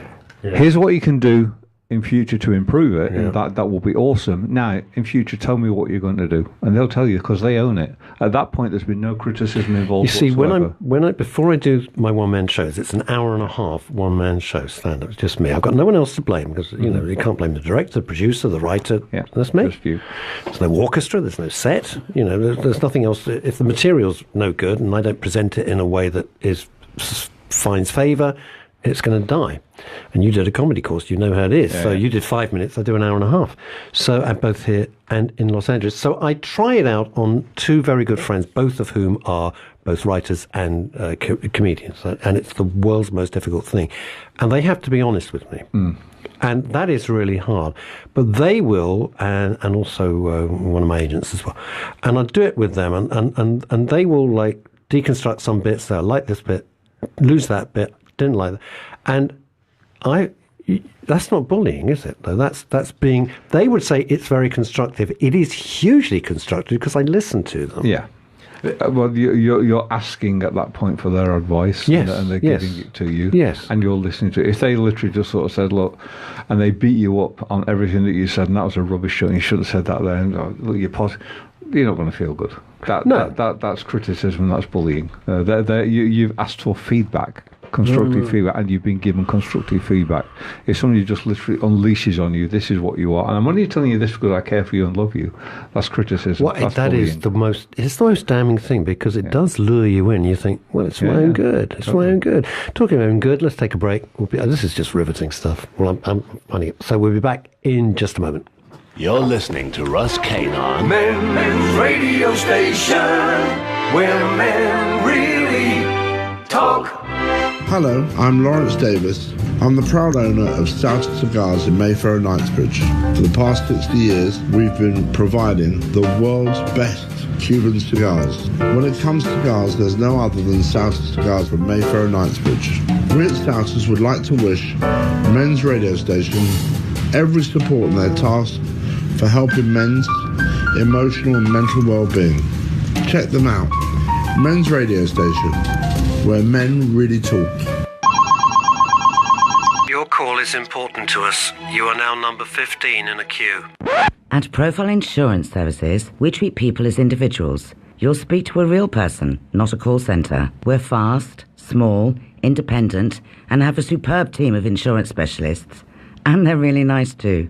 Advice is totally free and we cover everything. Call 0208 931 3306. Listeners to Men's radio station won't pay a penny for admin fees. That's 0208 931 3306. With Profile Insurance Services, you're covered. Let me tell you about Jermyn Street Theatre. We are the smallest theatre in the West End, only 70 seats. We are a registered charity and not grant-aided, run by a small team of volunteers and trustees. Jermyn Street Theatre is a hidden gem. It combines the comfort and convenience of the West End with the intimacy of a studio. Every seat has a perfect view of the stage, and even a whisper is audible. This is a secret theatre in the heart of the West End, once found, never forgotten. Slick 50 Barbershop is in Westcliff-on-Sea, Essex. Elaine, specialist in retro haircuts, has been trading since 1987. Music and lifestyle are her inspiration. You can also purchase merchandise and Toot Sweet pomade. The shop is open Tuesday, Thursday, Friday and Saturday. Please call 01702 390 916 to book your haircut. Visit barbershoprockabilly.co.uk, Slick 50 Barbershop on Instagram. Gracias. Not ready for making tax digital? Struggling to keep up with changes? Or do you simply need a friendly and reliable face to handle your accounting needs? With over 20 years of experience, BBK Partnership in 5 London areas provide personal advice, and all our partners are readily available in person and by phone at times that suit you. Give BBK a call today, 0208 216 2520, or visit our website, bbkca.com.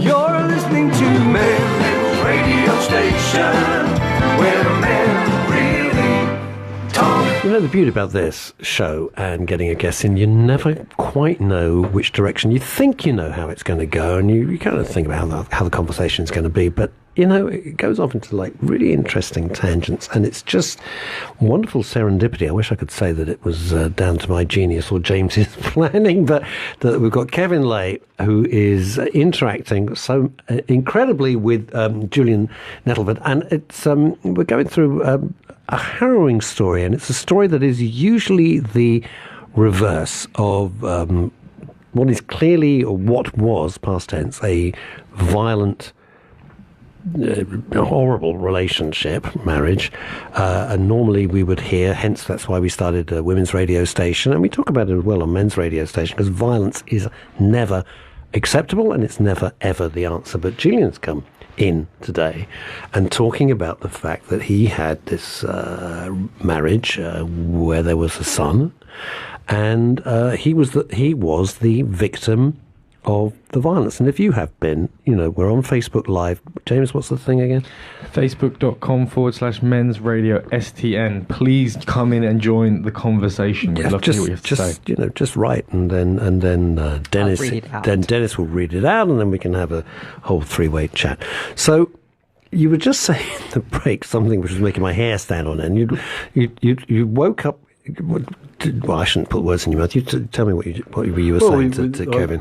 When we were going through the process of doctors and scans and for your wife's tumour. Yeah, I wasn't very well because I wasn't the patient. So, and I said to her, and Harry was getting obviously very distressed, and I was trying to work hard and keep the. So I said to her one night, "So we've got to sort this out."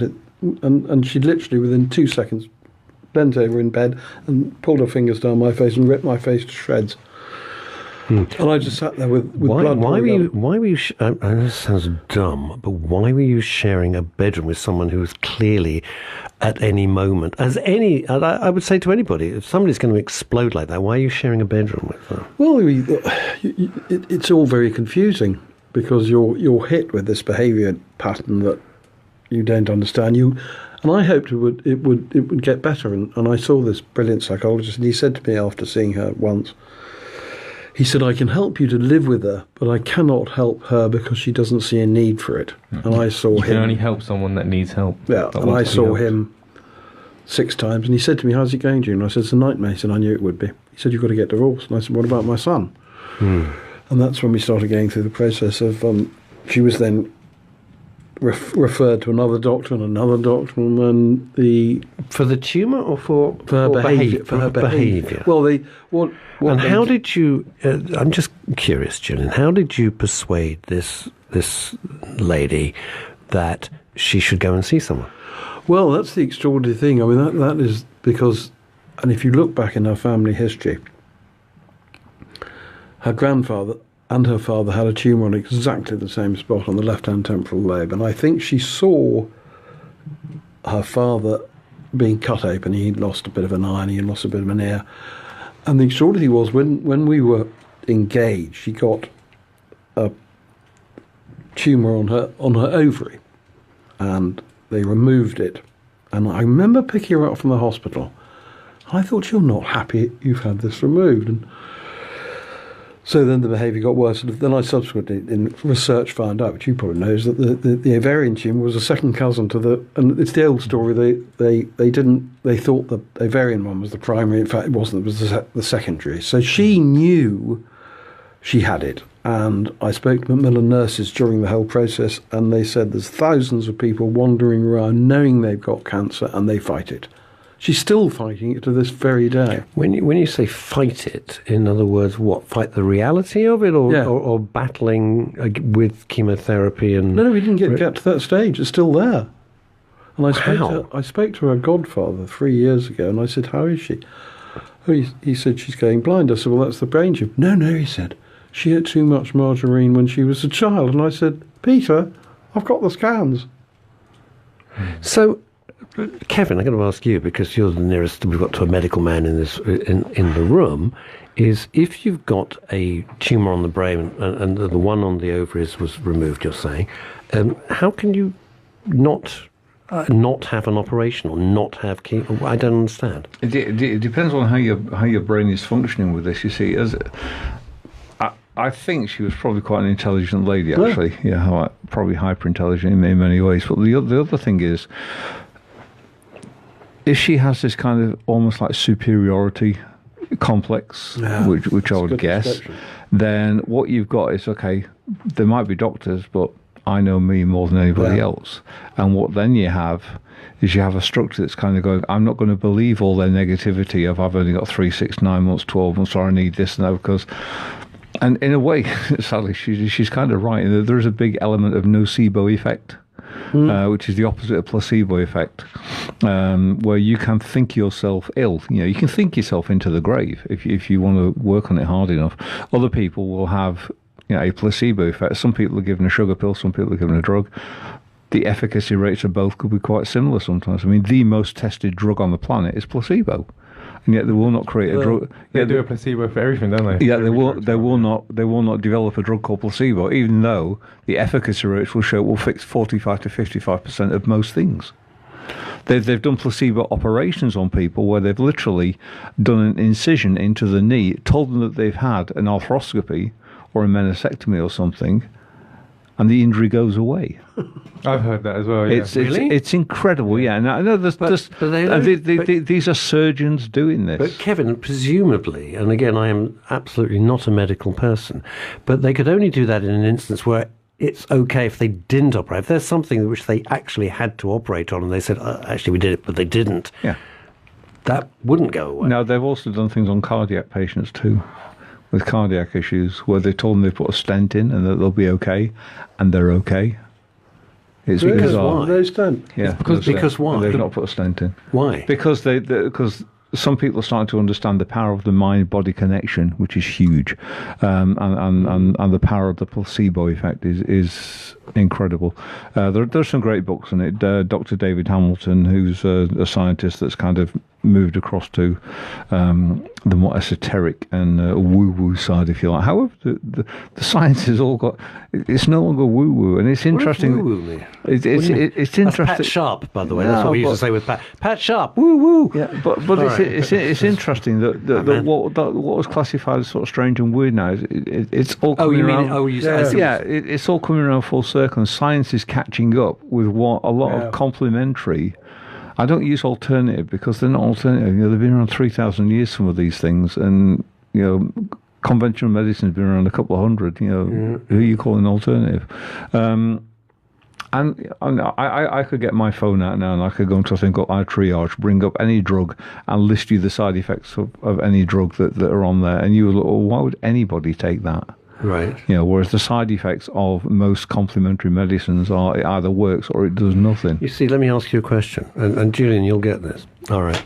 And it's this. I got called by my NHS surgery. Would you come in to review your medications? Certain things I'm on. I said, sure. So I go in, chat to my GP, who seems a very nice chap, and I said, the only thing I want to know is I feel good and I feel great. What are the side effects? And he said, I have no idea. Yeah. No, those were his words, not mine. No idea. And this so is I looked. trained. I looked. It's my GP. It's a proper GP guy, James. And so I'm sitting there going, hang on a sec. The only reason you asked me to come in, here I am, delighted to be in. I know how busy you guys are. I have one question: what are the side effects of the drugs I'm on?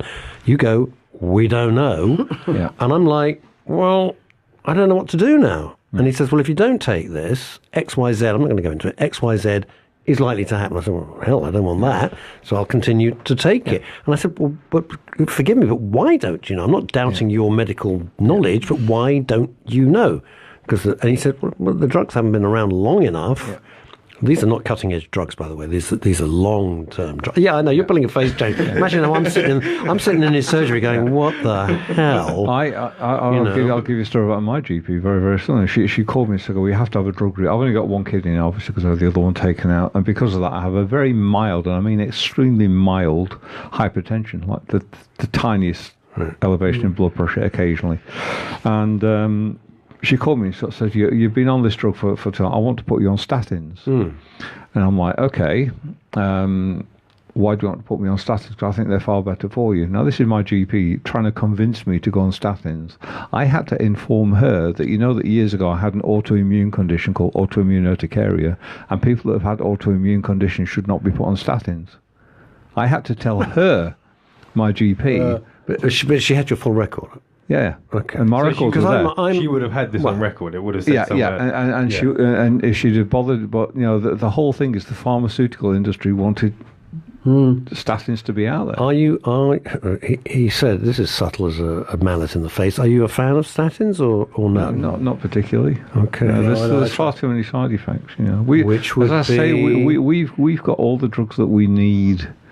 In our system. I'm on. All right, I'll be honest, because we're trying to be really, really frank here on Men's Radio Station MRS. So I'm on statins, right? And I've been on statins for a long time. And one of the side effects, which is written in like Helvetica 000 point on the leaflet, is it affects your memory. So when I started them, I thought, what the hell is going on here? Because I really was like an idiot, and that passed, and it's fine. But my memory, well, not my long-term memory, like my short-term memory, it was embarrassing for a while. Really? Yeah. Well, the thing with pharmaceuticals, they practice a thing called defensive medicine. So what they do is they will list absolutely everything that's possible, even to the lowest, like 0.01 of 1% percentile that could go wrong, so that you can never go back and say you never told me. No, but you can. It's in the leaflet, so you haven't got a case. It's so they can't. They're not doing it for your own good. They're doing it so they can't get sued. Well, of course, of course, because it's a multi-billion. It's funny you say that, because that's where my case went wrong. Because I employed the so-called lawyer who was meant to be an expert in custody, and the doctor wrote to the court and said, I can't give her medication because she doesn't see a need for it. The lawyer told the court she doesn't see a need for medication. She doesn't need medication. Yeah. So when I sued the lawyer, the psychiatrist wrote to the court and said, "No, I did not say that." Yeah. So I said she didn't see a need for it, and then it worked because, as you know, it won't work. So, just to round off the story, then I've got to go back and ask. No, all right, sorry. So you sued the lawyer, and did you win? No. Well, I should have won. No, but you didn't win. I got a very large bill I may have to pay in the next... What?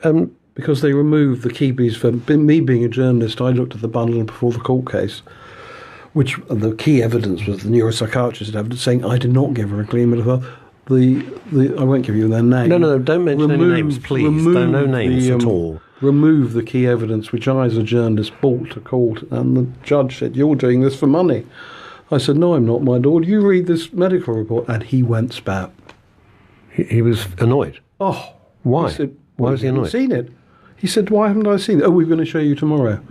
Who said that? The other side said that. The other side said they were going to show you tomorrow. And he said, "This case is going straight back to the family court." He said, "Who is looking after Harry?" "Only you." You? Me. So, so where are... I dread to ask, because I dread to ask. This is sort of like a Hammer horror film. But where are we now with all of this nightmare? The inquest is being appealed with the Attorney General as we speak. Inquest? For my son's death, yeah. So your son... well, my condolences. So your son died. Whew. Okay. This does not have a happy ending. I was hoping it did. Clearly it doesn't. So, your son... When was that? 2011. 2011, okay. And how old was he then? 22. He was 22. All right. But interestingly enough, I mean, you say it says that the person who's been helping me, who's a very clever barrister, criminal barrister, he's been helping since 1992, and he said to me, "I knew you thought you'd get him safe," but he said, "Julian, I knew you wouldn't. These stories never end happily." No, this is and your presumably now ex-wife. Please tell me you're not still married. Please. No. You are divorced. She's remarried. Oh, well, good luck with that. So and now that you've got this good, found some proper help, and Kevin's input on this is crucial, because I'm just shooting in the dark a little bit here. Are you going to repeat this pattern? No, or have you you've broken the pattern? I've broken the pattern. And the fascinating thing was that my mother, as Kevin knows, but she understood, but my ex didn't realise that I'd been cured. And when my son died, she started using the same techniques, and I'd been told not to engage with her because they can twist things very quickly. So when Harry died, her husband rings me, and he said, "Oh, Sophie wants to speak to you." And no names. No names, please. And he said, "She wants to speak to you." And I took a deep breath, and I said, "I have no intention of speaking to her. You caused this mess. You sort it out." And you said that to whom? Her current husband? Yeah. And he said, "You're making things very difficult for us, you know." But that's almost like what Kevin was saying. It's that negative criticism, isn't it? It's where they're trying to squash you. I have to ask this. The new, and do not mention any names, Julian, right? Let's just be clear. But the new... You can see where I'm going. The new husband, is the same pattern emerging with there, or is this a totally different chap? Much worse. Worse than the you got? No, much worse the other way. They're similar. So Kevin Laye, what happens when two of these, I'm going to call them alphas, I don't know what you call them, let's just call them alphas for the sake of convenience, they meet? What's this like? Is this like rutting rams? No, what goes on? The technical term for it in psychology is war. It's what? War. Yeah, that's literally what they're both generating themselves into a state where they can literally bounce and feed off each other's energy. There's like very rare. See, more often than not, it's kind of the opposites that attract, and occasionally you get these two that are kind of sort of cast together, and they're in such a whirling sort of state of control that they're trying to outdo each other. Yeah, absolutely. So it's almost like a war. It's like a boxing tournament, but a mental boxing tournament between the two of them. That's how it sounds exhausting. Yeah. Oh yeah, totally exhausting. Do you actually think? So you mentioned something interesting there, and I never know if it's true, even at my advanced years. Do you actually think opposites attract, or do you think similar people are not? And it can be similar good. It can be like similar, I don't know, comedians or similar sense of humour or similar let's look whatever. At this as a physics element, okay? If we have two polarities that are, with magnets, if you get two positive ends, they'll push each other away. It's kind of the same with people. There are gaps and spaces, and I know I hate the phrase "you complete me," because you should be complete anyway. But the whole idea is that you will look for somebody to complement. Yeah.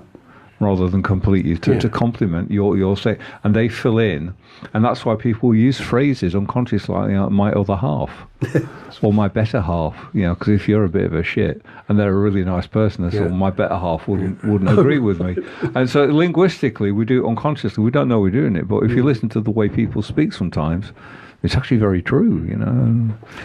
Huge amount. One of the things I never got about this better half analogy is surely if you're going to get engaged with someone or romantically involved with someone, there must be some common ground. They say opposites attract, but there must be something that where you meet in the middle. No, there must be something that you both like. Yeah. You know, you're not going to marry. Like, there is this linkage.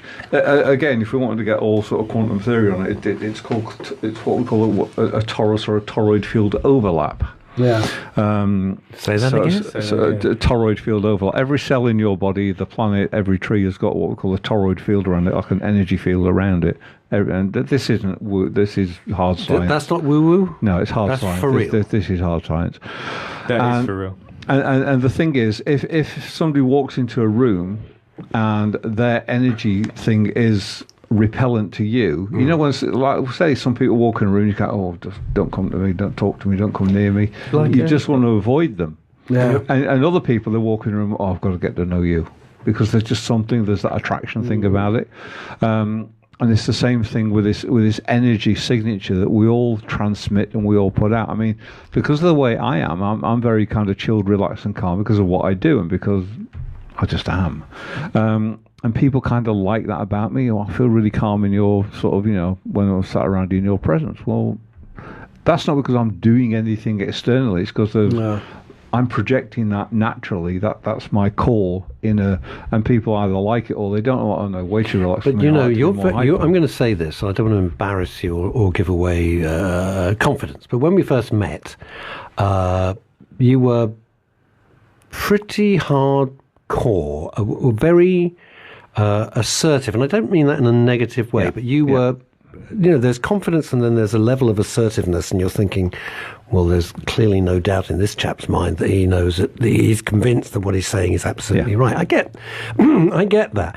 And the next day, or even later that day, you sent me a very charming email, and clearly you'd read my mind. And I thought, this is not just a really competent guy, but this is a really good guy, because he might never see me again. What the hell does it matter what I think?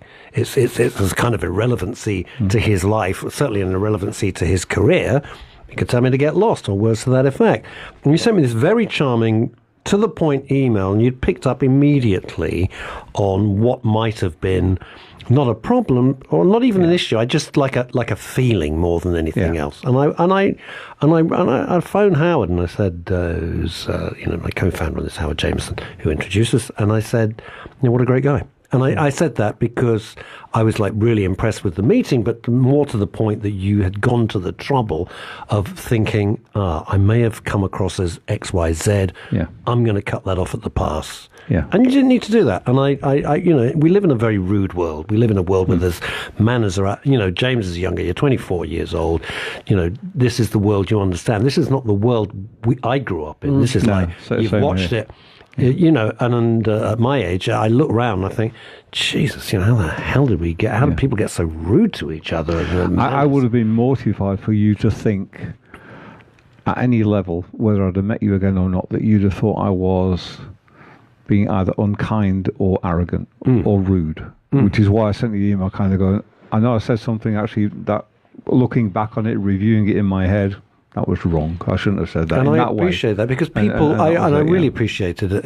It was very illuminating and very telling of you as a person, and of the way that you believe in what you're doing. Julian, how are you? I've got to ask. Having gone through this sort of rocky 1, 2, and 3, and 4 situation, what now? I'm fine. Are you okay now? Yeah. You feel good? Fine, yeah. How do you view life now? I mean, I'm serious. How do you? I mean, not like philosophically, but how do you view life? Like, thank God that's over, or what? Absolutely. Well, it's nearly over. I mean, it's got a new girlfriend, and without prying, he said, immediately prying. Obviously, your new girlfriend, nothing like previous. No. This is like a healthy, and that makes you happy. Well, because I write about engineering and electronics, I've got that sort of brain that my life, I can now explain my whole life because of what happened to me. It's much easier if you can handle your future if you know what the past is. So I know why I married her. I know what my mother did.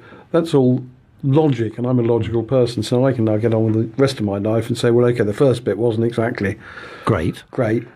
Harry paid, unfortunately. He was the poor guy, was really the butt end, and you probably know this, of a toxic family. He took, poor guy, everything that I managed as an adult to get help, but I couldn't get help for him. He was too young. Was he, forgive me, and again, but I'm just trying to set the scene here. Was he then living with your ex-wife? He was living there, okay. And when she remarried, he was living there as well? Okay. All right, just so I understand. And the next bit of the story will come out, and it's very, very unpleasant.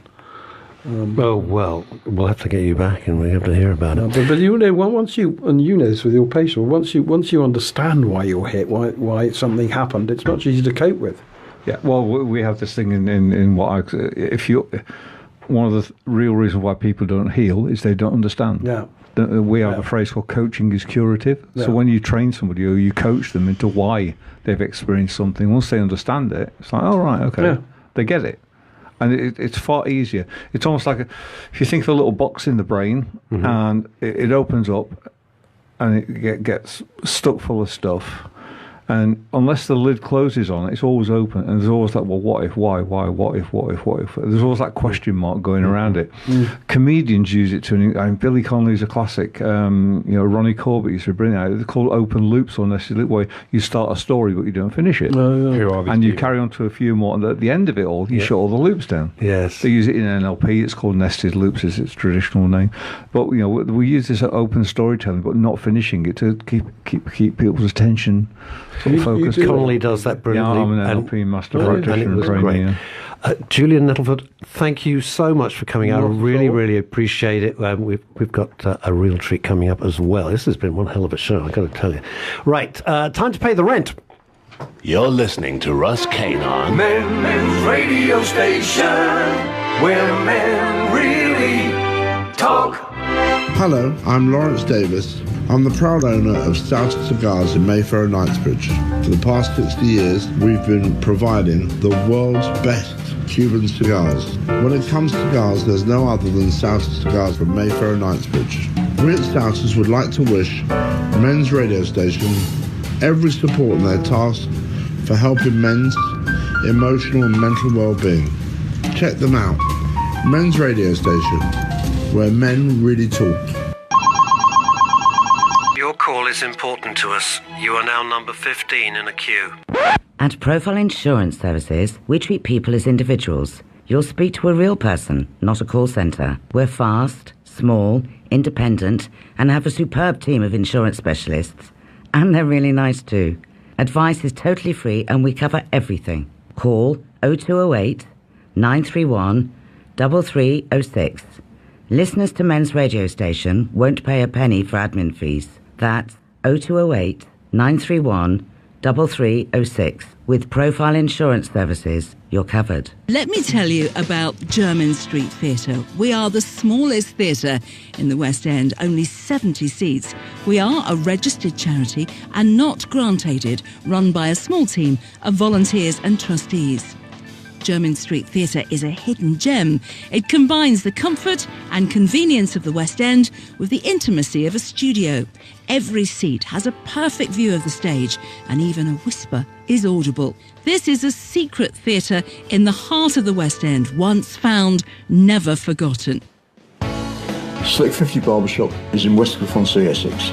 Elaine, specialist in retro haircuts, has been trading since 1987. Music and lifestyle are her inspiration. You can also purchase merchandise and Toot Sweet pomade. The shop is open Tuesday, Thursday, Friday and Saturday. Please call 01702 390 916 to book your haircut. Visit barbershoprockabilly.co.uk, Slick 50 Barbershop on Instagram. Gracias. Not ready for making tax digital? Struggling to keep up with changes? Or do you simply need a friendly and reliable face to handle your accounting needs?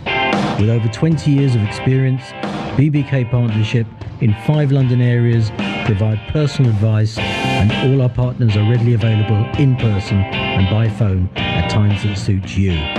Give BBK a call today, 0208 216 2520 or visit our website, bbkca.com. You're listening to Men's Radio Station, where men really talk. You know, I come out of these Sunday sessions and I'm absolutely wrecked. And I usually go with James, Boy Wonder, producer, who's obviously immediately stands on the street to clear his lungs, don't you? Fresh air. Fresh air, which he rolls up. He rolls up that fresh air every time so beautifully into a nice rolled up fresh air little packet. It'll stunt his growth, otherwise he would be 7'2". I'm Russ Kane. This is Men's Radio Station. Boy Wonder, producer James Blake, riding the decks and answering all your social media and just being his normal immaculate self is Dennis, social media guru. And Dennis, what's your company again? I'm a mental health blogger. Basically, I run Psych Reg. It's a mental health blog. So. That's right. So if you ever want to know things, go on to Psych Reg. And actually, we've got you're still speaking? What? You're still speaking? That was it. I just want to go over this comment. Don't pick it up. It's from Jo Dawkins, and she said earlier we talked about placebo and statins. Yep. She said she had no idea about this, and she did not even bother to read the instructions, so it was kind of helpful for you to mention that. Joe, what's the matter with you? What's that? I don't read instructions, but that's because I'm stupid. But Joe, you got a brain like a planet. Don't do that. You've got to read what it says on the tin. Well, you know what? I can't be asked. I'll be honest. I just go, I'll take it. What the hell? If I drop dead, I drop dead. So I'm delighted to say that Kevin Laye, who has been jaw-droppingly extraordinary, and I know it's been amazing today. So he's staying with us, which is nice. Thank you to Julian Nettlefold, who's gone off. That was a hell of a story, wasn't it? My God. Whew, you think that, well, there, for the grace of God, go I. And we are joined now by Claire Ivey. Don't look into her eyes, don't look into her eyes. Claire, thank you so much for joining us here at Men's Radio Station. My pleasure, thank you for having me. It's really nice. I'm sorry you rushed in. I knew you were going to our green room. I thought you thought there was like a buffet or something. There's absolutely sod all in there, to be perfectly honest. Look at that. It's poltergeist. I thought my whole laptop's moving. Right, Claire, tell us a bit about yourself, because you have a fascinating background. Thank you. Yeah, I'm a hypnotherapist, psychotherapist. I probably prefer to call myself these days a combination therapist, because combination therapist. Yes, I think so, because it's throwing everything in the kitchen sink when somebody comes to me for help. Right, and where do you practice? I work from my home address, so I'm based in Wickford in good old Essex. Why is it good old Essex? Yeah, it's fantastic. It's still cattle market, it used to be, literally. But I'm not doing the gag. You've so opened the door there. Absolutely. I'm so not. Kevin's looking at me. He's going, don't worry, I'm a therapist. I can take it. It's all right. James is already ahead of me, and Dennis is in his world well. Yeah, there's some beautiful parts. I mean, everyone always makes Essex gags, but I used to have relatives living in Essex, and it was really gorgeous. Yes, still is. You know, careful. I have lots of family in Essex. No one cares. I'm on the Essex. I'm on the Essex team. Okay. Yeah, James, look at my face. This is my I don't give a shit face, to be perfectly honest with you. Right. So, Claire, what do people come to you for? Everything or anything or what? Absolutely. Anything that bothers them. It could be obviously an emotional situation of some sort, so it can be as to that person as major as weight control, or it can be something more profound as childhood issues, so that would be more hypnoanalysis. Some things are suggestion based, where somebody can ask, can help you lose some weight, and we might work through why they need to or want to lose weight, and as I say, a combination of some hypnotherapy which relaxes them in the first place, and hypnoanalysis opens the door to their psyche, which explains why they feel the way they do, and then the hypnotherapy is the last part in essence, which actually is the fix. Wow. In essence, that's all. I'm ticking all the boxes here so far. I'm like being number one patient. And how long did you? Because I always worry that people at home go, yeah, right. She works from home. Yeah, right. Well, did she get this off the back of a complex packet? You obviously studied properly, because there's a lot of, let's not kid ourselves, there's a lot of snake oil salesmen out there. There are, who offer you all sorts of rubbish, and people are desperate, and they believe it. I don't blame the people, I do blame the snake oil salesman. But you've obviously studied, and you're fully qualified. That's one of the things we always want here at Men's Radio Station and Women's Radio Station. Yeah. We don't just get anyone in off the street and say, oh, come and sell your wares. That's not how it works. No. So when did you first want to do this? How did you get into it? I think it was Originally, I believe I was roughly around 35. I actually had some therapy myself, and probably stayed longer in therapy, although I realised I was picking my therapist's brain at the same time, and it was leading me to actually train afterwards. I found it so fascinating, the psyche and how we manage to suppress feelings into the vaults of our psyche, and we carry on our lives thinking we're fine, and then something happens and we're triggered. So it's from the age of 35 pretty much, and I've been in practice. This is my 18th year. 18? Yeah. Wow. When you went to your therapist, do not tell me what it was about. That's fine. Absolutely, no, it's not fine. It's none of my business. But did you find that the sessions that you had with your psychotherapist? He was a hypnotherapist, psychotherapist. Yes, okay. both. Did you? No, I was talking about this with Kevin, and we're going to come back to it. This whole thing. We were talking about Paul McKenna, who Kevin knows well and I know well. Right. And I've watched him do it, and it's amazing. And then when he tried it on me, absolutely. And I'm not saying this about Paul. I think it says more about me. Nothing happened whatsoever. Nothing. I didn't feel anything. No. And nor did I go under. I didn't suddenly come back and they said, actually, you were a chicken for 20 minutes. I mean, nothing. I think it is a bit of a myth, really. The feeling that you get isn't one, apart from relaxation. So just to allow yourself to relax firstly, that basically tells the subconscious mind that you're safe. And once you know that you're safe, you're more likely to open up and disclose things that you shut down and you don't want to go to otherwise. But you know what, Claire? I am not the most relaxed person in the world. I live life very fast, deliberately so. I always hear the clock ticking. I think I got a monkey on my back as well. Mm-hmm. And the techniques that Kevin has said is like the most. This is ridiculous, but it's like the most relaxed I've been outside of Jack Daniels or whatever. Mm-hmm. I mean, it does really, really work. And at the moment, there's so much on, and I'm trying to achieve a lot, and a lot of things are all coming to critical mass. So relaxing is not an easy state to be in at all. And I just wonder if you can bring it in outside of what Kevin said, because now it's all about you, in daily life without going to see a hypnotherapist. Yes, absolutely. There are different techniques that you can immediately use. There are holiday techniques, and then you anchor that with holiday techniques. Sure. So it can take a moment even now for you to think of your favourite holiday. Immerse yourself in that, and that can take a minute. You can think of yourself in the bar, perhaps, or looking at the sea, or down the mountain. I'll tell you what my problem is. Sorry, I'm making it about me, but I'm just curious, as we've got experts in the room. Shut up, James. Is that I am. My problem is I don't take holidays, and when I do stop, when I'm not in London, I go to Los Angeles, I do my stand-up show in LA, and I see my friends. That to me is relaxing. I love that. That is great. So that's what you'd use? Yeah, but I wouldn't use my problem is, it is a problem, because go to the beach. I go, okay, I've been here an hour, what the hell, what? Now what? There's the sand, there's the sea, I've seen it. I'm bored now. I need stuff to do. And I think somebody like yourself, I probably wouldn't work that way with, because it's working with works for you rather than what I think works for me.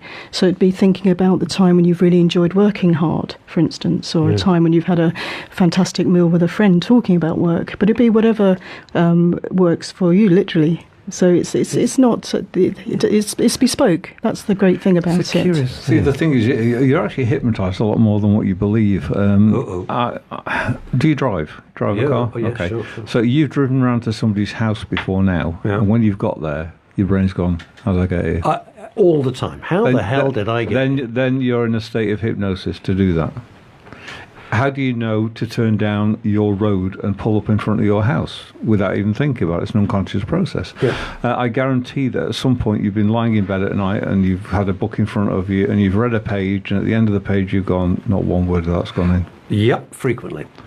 That's hypnosis. You're hypnotised all the time, which is why you find it, because you're hypnotised all the time, it's very hard to differentiate that and the state of being put into hypnosis.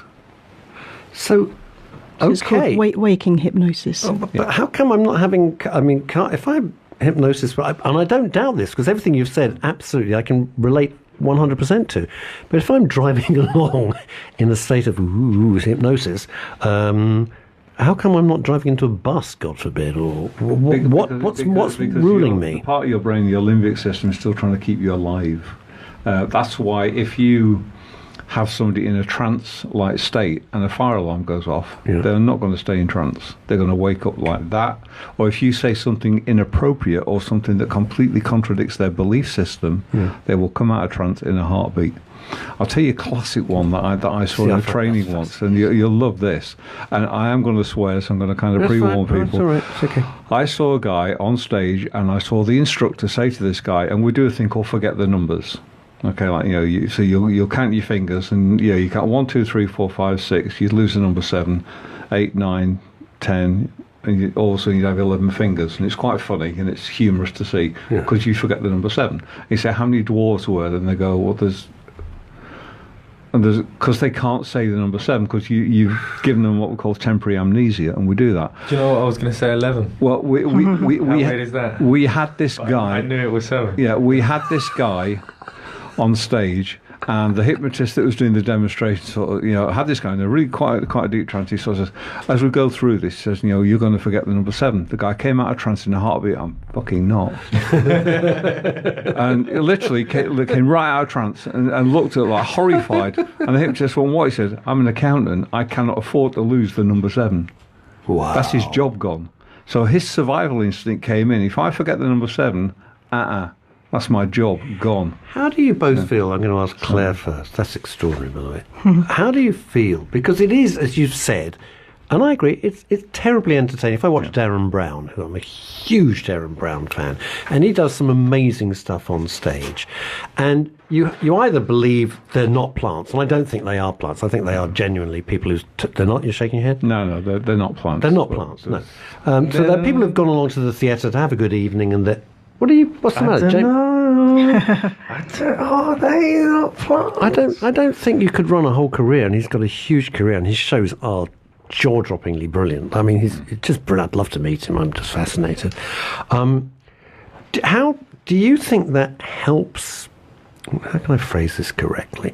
Do you think that helps people believe that hypnotherapy is a good thing to get rid of severe problems and not be, you're going to be a duck for 10 minutes or forget the number 7? Well, I focus on the therapy part rather than the entertainment side of hypnosis, hypnotherapy. So for me, I do have to counter a lot of people's worries and fears, and that is part of it. But as soon as I allay their fears and I explain that it's just a relaxed state, it's an altered state, you're fully aware pretty much, and you're just choosing just to tune out slightly, and whatever they want to tell you, they will. They're not controlled by me or anybody else, so they can't become a chicken unless they choose to and want to be one. Yeah, that idea of a chicken or whatever, I think that's like Hollywood's idea of hypnotherapy, isn't it? But James, you see, what I don't understand, I'm going to ask both the experts here, why is it that is it because they think, well, I'm on stage, this is hilarious, I'll go with it, or is it because they just don't have a choice? No, it's have you looked, Kevin? You're looking at me. No, it's actually the way it's set up. First thing of all, the first hypnotic command is they're going along to a hypnotic show. Yes. That's the first level of hypnosis that they're in. They're sat into a room full of energy of people expecting hypnosis or to witness hypnosis or to be hypnotized. The hypnotist will then say, okay, do this. And he'll say, okay, everybody clasp your hands like this. So people will do what we call a hand clasp like this. And he'll say, okay, the more you try, and we use what we call a double bind, then the more you try and pull your hands apart, the more they will be stuck together. Some people are sitting there going, oh my God, I can't pull my hands apart. This is what McKenna... Some people do this. Those people that do that, you do not want on stage. They are not compliant. They're not... That was me. I couldn't help. I felt nothing. The moment they said, try and pull your hands... They're not going to help. I went, okay. So you detect the people that are kind of going, you're right, oh, look at that. So you go, okay, you. You then bring them up. You then do what we call a few other suggestibility tests to work out how hypnotizable they are, and then once you've got it down to your last sort of 3 or 4, you then do what a process called fractionation, where you start to take them into a trance, but you don't take them all the way there, you bring them out. So he says, okay, and in a moment we're going to go into hypnosis. And as we're going into hypnosis right now, just see yourself calm down, see yourself relax. And as you start to relax more and more, the more and more you relax, the more you find you want to relax. But we're not going to go into hypnosis quite yet, because I want to ask this person this. Then they'll break it off and ask another question. And the person thinks, oh shit, I thought I was going to go into hypnosis. Yeah. So then they ask him another question, and then they say, okay, so anyway, so let's go into a hypnotic state again. So just sort of, then they'll break it. They'll do that 3 or 4 times. And then what will happen is when they actually sort of say, okay, now when they hit you on the shoulder and say sleep, your brain goes, right, I'm taking this opportunity. And they're gone. They'll go straight away. I always find that. And the other thing, when you see in these, especially in America, I don't do it so much here, but you see it in America and they go, I'm going to come amongst the people I'm going to hit. And they just seem to touch the person. The person goes out like they've been hit by, Muhammad Ali in his prime. Yeah. You think, what the heck's that all about? I don't understand that at all. What Kevin's describing there to me, and no offence, it's almost like a magic trick. It's very much sleight of hand. It's very much slight little things, isn't it, that he's kind of doing. And it's not like hypnosis, if you will. Yeah. It's almost like stage magic. Yeah, we call it sleight of mind. Exactly. It's not hypnosis. It's sleight of mind. It's all these little things you're doing that trick the mind into thinking of it, where it's not actually being put into a hypnotic state. Kind of, it's a magic trick sort of thing. It's a very cool one. Is it? I mean, sleight of mind is. Oh, okay. Because I remember I went on tour once, and it was a corporate thing, but it was a very, very big deal. And we toured the country, and Chris Tarrant did the southern half of the UK, I did the northern half, and it was a monster. It was like 1,000 people a night. It was a very big deal. And one of the acts, and it was an act, and I would say, ladies and because I was emceeing the whole thing, Chris was doing it down south, and I'd go, ladies and gentlemen, I've got to warn you, everybody, there's a pickpocket here. Please be careful of your watches. Please be careful of this, and be careful. And this guy would come out and he'd go, "Hi, Claire, how are you?" Then what's the time? You'd look at your watch, and the guy, I've already set it up. Be careful, right? And he'd be like wearing your ring and wearing your watch, and I'm thinking, hang on. And I watched this every night. And the other thing that he would do, which was extraordinary, and I saw it once at dinner. I had dinner with the late Paul Daniels, and he did it at this dinner thing as well. When they go, Claire, all right, could you stand up? And you can't stand up. You can't stand. You're sitting in your seat, and I'm thinking, why can't you stand up? And then he said, do you think it's the seat? All right, okay, stand up. Go and change the seat. So they'd walk into the audience, they'd go back to their table, bring up a completely different seat in case they thought it was wired or magnetic or had Velcro or some nonsense, and they still couldn't stand up. It's amazing. Okay, when we finish this and you can move and everything and we're off air, I will do something with it. I will show you that you can do something you don't believe you can do, and I'll do it using hypnosis. Would it be run a radio station? That would be fantastic. Or have a best-selling book. That would do me. If you could just do that.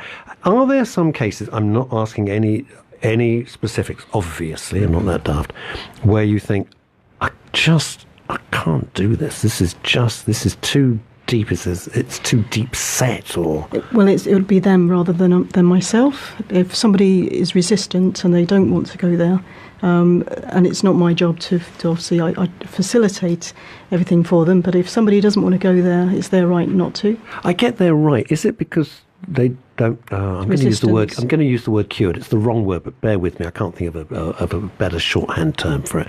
So, all right, say weight loss. They come to you for weight loss. Someone says, I just can't stop eating or whatever. I don't know why they can't, but they can't. Do you make a judgment that, you know what, you really just do want to eat and you don't really want to lose weight? You're doing this because you think it's good. That's where hypnoanalysis comes in. That's when you do the work with a person to try to find out what it is that is preventing them from doing it. Because if they say they want to and they keep turning up, so consciously they do, but subconsciously they don't. So that's where the work comes in for us to create the harmony, so that both sides, or both parts of the brain, do the right thing. How long? I mean, on average, I don't know how long's a piece of string, Russ. How long would that take? Do you think? It is the person. It depends what their defence mechanism is. It's their Isn't that interesting? That it's a defence mechanism. It's so complicated. They've come to you. They appreciate that. let's talk about eating. I don't know what it is. Let's just say it's eating. It's a supposition. It's easier subject. So they've come to you. They realise they've got a weight problem. They want to stop eating. They think, I know, I'm going to go to Claire Ivey and she's going to sort me out. And they go there. And even then, on the subconscious level, they don't want to be there. Even though they're paying you, they've made the visit to you, they've booked the appointment, they've done all the grown-up things that one has to do to see a specialist. Yeah. And on a subconscious level, they still want to stuff their face. Yeah, and that is the problem, and that's why they come to me, because they don't know the actual reason why, or they've forgotten the reason why. And it could be so far back, it could be 3 or 4 year old that's doing it. Really? Because the subconscious mind. Well, Kevin's nodding. Time. Kevin Laye's nodding here. Yeah. It's extraordinary, though. So you have to go back and find the originating event. And once you do that, everything changes. Right. Wow, I got so many questions, but now we're going to take a little break and then we'll be back with Men's Radio Station in just a mo. You're listening to Russ Kane on Men's Radio Station, where men really talk. Hello, I'm Lawrence Davis. I'm the proud owner of Started Cigars in Mayfair and Knightsbridge. For the past 60 years, we've been providing the world's best Cuban cigars. When it comes to cigars, there's no other than Started Cigars from Mayfair and Knightsbridge. We at Starters would like to wish Men's Radio Station every support in their task for helping men's emotional and mental well-being. Check them out. Men's Radio Station, where men really talk. Your call is important to us. You are now number 15 in a queue. At Profile Insurance Services, we treat people as individuals. You'll speak to a real person, not a call centre. We're fast, small, independent, and have a superb team of insurance specialists. And they're really nice too. Advice is totally free and we cover everything. Call 0208 931 3306. Listeners to Men's Radio Station won't pay a penny for admin fees. That's 0208 931 3306. With Profile Insurance Services, you're covered. Let me tell you about Jermyn Street Theatre. We are the smallest theatre in the West End, only 70 seats. We are a registered charity and not grant-aided, run by a small team of volunteers and trustees. Jermyn Street Theatre is a hidden gem. It combines the comfort and convenience of the West End with the intimacy of a studio. Every seat has a perfect view of the stage, and even a whisper is audible. This is a secret theatre in the heart of the West End, once found, never forgotten. Slick 50 Barbershop is in Westcliff-on-Sea, Essex. Elaine, specialist in retro haircuts, has been trading since 1987. Music and lifestyle are her inspiration. You can also purchase merchandise and Toot Sweet pomade. The shop is open Tuesday, Thursday, Friday and Saturday. Please call 01702 390 916 to book your haircut. Visit barbershoprockabilly.co.uk, Slick 50 Barbershop on Instagram. Gracias. Not ready for making tax digital? Struggling to keep up with changes? Or do you simply need a friendly and reliable face to handle your accounting needs? With over 20 years of experience, BBK Partnership in 5 London areas provide personal advice, and all our partners are readily available in person and by phone at times that suit you. Give BBK a call today, 0208 216 2520, or visit our website, bbkca.com. You're listening to Men's Radio Station, where men really talk. You know, they always say life, you never leave school. That's it. And you said earlier, Kevin Laye, if I learned something today, every day I learn something. Because I'm open to that, and that's how I think you progress. And in the break there, Kevin just said, I'm going to do this exercise on you, Russ. So I went, okay. And it was, explain what you just explained, because if you're watching Facebook Live, you'd have seen him, you would have thought, what the hell? I did hypnosis. Yeah, it was amazing. For somebody who could be hypnotised. Because everyone can be hypnotised at some level. In fact, there was actually a study by Lacrondon years ago, and it actually showed that the only people who truly, truly could not be hypnotised were people with severe retardation issues and extremely low intelligence. In fact, the more intelligent you say are, one word. The more intelligent you are, One the more word from you. You saw my eyes. The more intelligent you are, the easier you are to hypnotise. Oh, I must be a genius. No, explain what you just did. It was fantastic. All I did was I asked you to go through a physical exercise at which your back would have said, that's as far as I can go, because that's your body being safe or trying to be safe and protect you, which is a good thing. We then asked you to close your eyes. I then got you to repeat the exercise just in your mind, but go further. Yeah. Now, once the blueprint of I can do that is set, when you actually physically try it the second time around, you can achieve what you did at an unconscious level. So it's powerful stuff. Yeah, when I work with athletes, you do it all the time. I can't jump that. Well, then close your eyes and imagine doing it. And when they do it a few times, again, it's this Hebb's law. The brain can't tell the difference between what's real and what's imagined. It really can't. We could do a thing called the lemon exercise, where you imagine going to a fridge, cutting a lemon in half, putting it in your hand, squeezing it, and you imagine putting it to your lips, and so, and your mouth will salivate. There's no lemon. Isn't that? It's the same. Have you ever done the thing with the ball? Yeah. Where they make you, and then it's like you can feel the ball in your hand. Yeah. Really? Yeah. Do you know that? Have you heard of that one?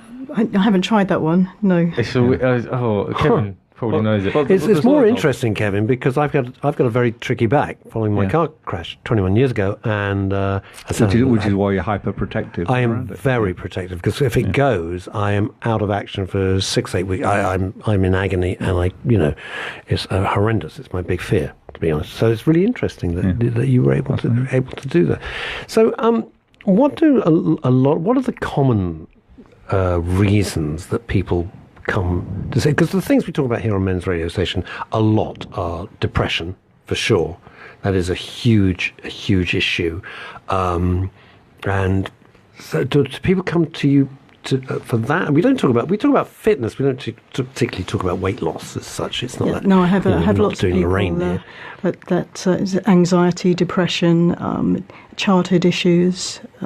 It's the whole range, really. It can be, as profound as someone who's, unfortunately been raped. It's absolutely everything and anything. I know that my mum, loving so, she went to see a hypnotherapist for some claustrophobia issues. Yes. She went for. So phobias are another big one as well, aren't they? That's right, yes. But why is it that a phobia and hypnosis kind of go very well together? Well, I find that lots of phobias can be learnt conditions, so they've been taught to fear something. So it's not necessarily the situation; it's just the perceived situation. Is that taught through experience? Is that taught through like school? It's from parents. They've seen a parent that might be frightened of a mouse, or frightened of flying, for instance. So of course they're taking their cues from their parents. They trust their parents, so they copy it. Well, my mum's claustrophobic, and she struggles to get on an airplane, but I'm not so bad. So I don't know. And where would she have? Because claustrophobia is a weird one. When you say learnt from a parent, like where would you associate that? It could be that, or it could be she's actually have been in a situation where she was locked in or closed, or felt closed in some sense. Or that's the thing with analysis. That's how you find out. That's where you find the reasoning. That's how you find out what it was that got that. When I was a very little boy, my next door neighbour was a wonderful chap I haven't seen for a billion years, called Lawrence Gassman. Weird name, but there you go. And he and I thought we'd play hide and seek, and because we were tiny tots, and we locked ourselves. I can remember it like it was yesterday. We were tiny, locked ourselves in an airing cupboard. Couldn't get out. Obviously, the airing cupboards, they only shut from the outside and undo from the outside. And we were in there, and his mum, the lovely Alice Gassman, was downstairs playing the piano, and obviously couldn't hear us. And I don't suffer from claustrophobia. You thought I was going to say I'm claustrophobic. I thought you was going to say claustrophobic. No, not at all. You hate the piano. No, it's worse. I can't play the piano. I put it down to Lawrence Gassman and the airing cupboard. I've got a message here. I can't read out the message from Katya Baker. Katya, thank you very much for your very kind comments. I'm sure between us there is something we can do for your friend. I'm not going to discuss that now, because that would be breaking confidence unless you write to me now and say, yes, it's okay to discuss. Otherwise, it's not right for me to discuss on air. But I am sure between all the experts that we've got, that we can help your friend. But don't let him do what he's talking about, because that was just a disaster. So feel free to message me, Katya. That's fine. Thank you. We can put you in touch with anyone. Absolutely, we put you in touch. Put your friends in touch with some of our experts. We're only too pleased to help. I'm very sorry he's going through this. It's interesting. So depression is a huge thing that we deal. We have a lot of guests who come in. And I'm wondering, between Kevin and yourself, if there'd be different ways of doing it. Because the extraordinary thing about Kevin is, and it's pretty... I'm not making light of this at all, so just don't get upset. It's much more quick fix. In other words, the Americans... I used to live in America, and why I say that is this. When I lived in America, and the guy who worked next to me was a lovely guy, but he was in therapy, and their process was to completely deconstruct you. And he was a wreck. And then when the guy went on holiday, he was in panic mode for like 2 weeks because it's as though they'd disassembled him. And I just thought, well, this is awful, because you don't know what you're going to reassemble. I just didn't get that. Whereas your methodology, and I'm guessing your methodology means you don't have to go years and years and years on end to try and sort this out. It can be hopefully dealt with. And you're shaking your head as if, you agree. How long does it take to get a phobia? I can't answer. A second. Probably. Your phobia is triggered. You carry the phobia bag for 30 years. Yep. How long does it take to drop the bag? Hopefully a second. Yeah. It's interesting. So the amount of time that somebody's had something is irrelevant, in my opinion. I know there's a lot of psychoanalysis that will go, and if you want to argue with me, then fine. Well, I'm not gifted. No, Kevin, I can't argue with you because I'm not medically gifted. It's like this. Here's a cool thing. Just on my older card here, just hold that out at arm's length. Look at the cube. I'm looking at the cube. Well, I have been handed a. So it's radio, right? So I've been handed his business card, and there's a cube. There's a 3-dimensional drawing of a cube. So look at the cube. It's going in one direction, yeah. It is. Probably about now. It'll flick over the other way. See? Actually, no. Okay, it's going one way, and then it'll just jump over. Oh, now it's gone. Now your brain. What the hell? Exactly. Your brain has just changed. What the hell? Your brain has just changed the way it can. Your brain can change the way it can see something in an instant. And now it knows it can do that. It can't not do it anymore. It's as simple as that. Have you done this, James? Dennis, do it. Go, Dennis. I was sitting from here. Dennis, do it. I saw it. You see it, yeah. Have you seen the one with the train? Never mind the train. We're doing this. It's the same thing. It's the James same Blake, thing. Boy Wonder producer. Right, hold it out. Hold it out further. Keep looking at the Unbelievable cube. this Keep looking is. at the cube. I'm looking at the cube. I'm probably about now. It'll flick over the other way. No. Okay, keep looking at it. When you think it won't happen, it'll just happen. Oh no! There you go. Oh my god! Yeah, that was so weird. Yeah. It's the weirdest thing. Oh my god! That was. Oh, it's done it. Oh, Yeah, done it again, oh yeah. my god! That is. Oh. I'm spooked. You know what? I know what I'm getting you for Christmas. Just a 3-dimensional drawing of a cube. Keep him happy for hours. Wow. So the brain responds very, very quickly, and the quicker you can go to shift. It's like Richard Bandler, who's the creator of NLP, said it's like bending metal. If you have a sheet of metal and you bend it slowly and you let it go, it'll go back to where it was. If you bend it again slowly and let it go, if you snap it like that, it's bent out of shape. You can't put it back. You can't panel beat it back to exactly how it was. It's gone. What is the science behind that? What is your brain doing there to make it flip? It's a pattern break. It's snapping the old. It's literally just sort of snapping it out of the way. It's kind of going, whoa, I could do that. Whoa, and it kind of overrides it. It can't do it anymore. But why does it flip? It's not even a distraction. It's kind of is, but it isn't. It's more than that. It's like, okay, I can do it that way, or I should actually do it that way. Actually, that way is better for me, so I'll do it that way in future. So that's why when we do the finger things, it's real quick. And then what instant. practical impact does that have, apart from being could you use that to help get over phobias? Yeah. Because if you see a phobia as one thing, I can't do it this way. But no, I tend to do with a system that I developed called VCAR. We'll talk about it another time. I can do a phobia now in about 2 minutes. Oh, if that, maybe less. So if someone was a bit slack, say, someone had a phobia to work, Kevin, you could probably cure that. Yeah. Okay, I'm liking the sound of that, James. Where I'm at home. Where's the file? Where would that file be? Okay, so now my question to you... You forget the file one time. You forget the file one time. And then it's over. Not like you forgot a lead or anything today. That's the main thing. No, well, I'm not going to even mention... I won't even mention it because that would be really unfriendly. Right, and that would be bullying. Now, if there is a because I could see a dichotomy here. If with the Kevin Laye approach, you can kind of go boom, and logic dictates if you get a phobia and you pick it up in a moment, somehow you should be able to get rid of it. How much of what many therapists, not you, but many therapists, let's talk about American therapists, because these people seem to be in therapy for years on end. And also the other thing that they do, especially again in America, is like go around forever. And these are people in their 50s or whatever. How long are you going to keep blaming your mum and dad, for God's sake? You're an adult now. You've got children. You may have grandchildren. How long are you going to drag this around with you forever? Just kind of get over it. Well, it's about our understanding rather than pointing fingers, in my opinion. So once somebody understands a situation, a problem, then everything can shift. If somebody has a hidden agenda and they don't want to let go, that's their choice.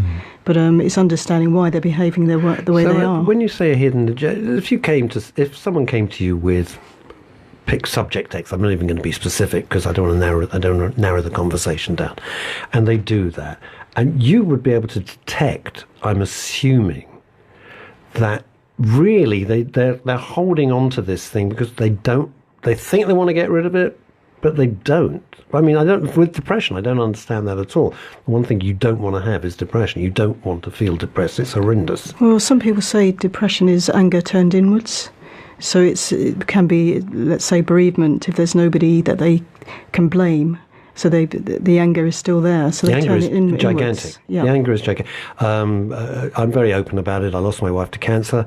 Our twin boys were just 5 when it happened. Thank God somebody came along and rebuilt my life. But I was furious. And, of course, who are you furious with? Are you going to be furious with God? That's really going to help. You can't be furious with your wife. She's dead. So you're furious with the world. And that anger is really like, Jesus, you can't dissipate the fury that you feel. But yes. I was aware. I tried to be hopefully smart enough to know and to understand and perceive the processes that were going on. So I wrote it out. Wasn't great, but I wrote it out. But I do get that. But that anger, that feeling of impotence, and in business too, I suspect in business a lot. You really want to reach over the boardroom table and just smack someone straight in the face with an ashtray. Quite frankly, that's how I deal with it. And also, it's a link. Anger can link you still to the person that's departed. So it's a timing issue as well. Perhaps when am I ready to move forwards? Well, I went to bereavement counselling and I took therapy beforehand because I knew what was going to happen. It was unfortunately inevitable. And the bereavement counsellor, and I got terribly angry there. It didn't work out for me at all. But did give me one good piece of advice. Said, well, one day's too short and a lifetime's too long. I thought, well, that's fair enough. And that was it. And that's what I took away with that. I thought, well, one day's too short, okay. Lifetime's too long. You got to get yourself back on, back in the real world. Otherwise, the world will just run you over. But anger is it's very difficult to know how to. What do you do when you're angry? I know you said the finger thing. Is there more? See, the problem with anger is if you try and manage anger, it's like trying to push a beach ball under the water. It's going to come out somewhere else. So if you manage to suppress the emotion of anger, it is going to come out, as you quite rightly say. It manifests tend to be as either chronic sadness or even depression. That's how it manifests psychologically. If it comes out in the skin, it tends to come out as psoriasis or eczema. And if you think about it, angry skin. So the skin is a representation of the anger, just with angry skin, like psoriasis, scratchy and angry skin. Which is why anger management is not a particularly good thing. Whereas anger control, you see, about 3 months ago, I was at home, I had a box of Burford brown eggs, dropped them on the floor, I went nuclear. Because it was appropriate. You dropped a box of eggs? A box of eggs and went absolutely ballistic, like John Cleese on steroids. Crazy. But after about a few seconds, I thought, okay, ridiculous, pushed the thing down, took a breath, thought, right, okay, Pirate's jug, got an omelette. So I reframed it and, got an omelette there, which is cool. And the walk to the supermarket won't do me any harm to go and get another half dozen. So you kind of reset it. So You see, where anger management is an issue, if you train somebody in anger management, and somebody's approaching them or their kids or about to scratch the car or something, and they need to be able to. It's a caveman response again to be able to go and be angry if necessary. So you don't want to suppress that because it's counterintuitive to your survival mechanism. Yes, it is. To turn off something that's going to keep you safe and help you survive. It's one of the most stupid things. I actually went on the British Anger Management Association website and read it, and at the end of it I was livid. That must be irony statement of the year because so it was like, honestly, really, no. Why do you think, Claire, that so many people now, and it's not my imagination, and I've got a vivid imagination, as you will find when you read my new book. That was subtle. Well done, Russell. Why are people so angry at the moment? And not just not Brexit, I'm not talking about that. It's just the general feeling that just under the surface, bubbling along, anybody next to you on the tube or anyone can just explode. Yeah, I think, perhaps you got to ask them, but because I'm quite cool. No, but I know, but you do feel it. You do. There's a palpable. I honestly feel there's some days. I'm in London and out. I live in London, obviously, but I'm in and out meetings most days, and some days it's absolutely fine, and other days you just feel a vibe that there's just this suppressed. It's probably control, anger. isn't it? Perhaps they feel very controlled. They've come off a very crowded tube. They're going somewhere they might not want to go to. So what they prefer to do is all being suppressed, and they're doing what they have to do. So maybe it's just that feeling of lack of control. Do you think it's increased, or do you think it's always been there and I'm just noticing it because I'm an idiot? No. Perhaps it's increasing. Couldn't say really. But I live out on the sticks, and people don't seem quite so angry. See, I'm the same. I live in a sleepy Shropshire countryside, and it's lovely, and everyone knows each other. They're all kind and friendly. I will not in London now wear a Rolex watch. I've got a couple. I'll wear this because me too. I'm not likely to get mugged for this. Absolutely. I won't walk around with my phone out now because somebody might just come back and start. The energy in London has changed from when I first started coming 20 years ago at Harley Street. It's changed, and it's a different vibe now.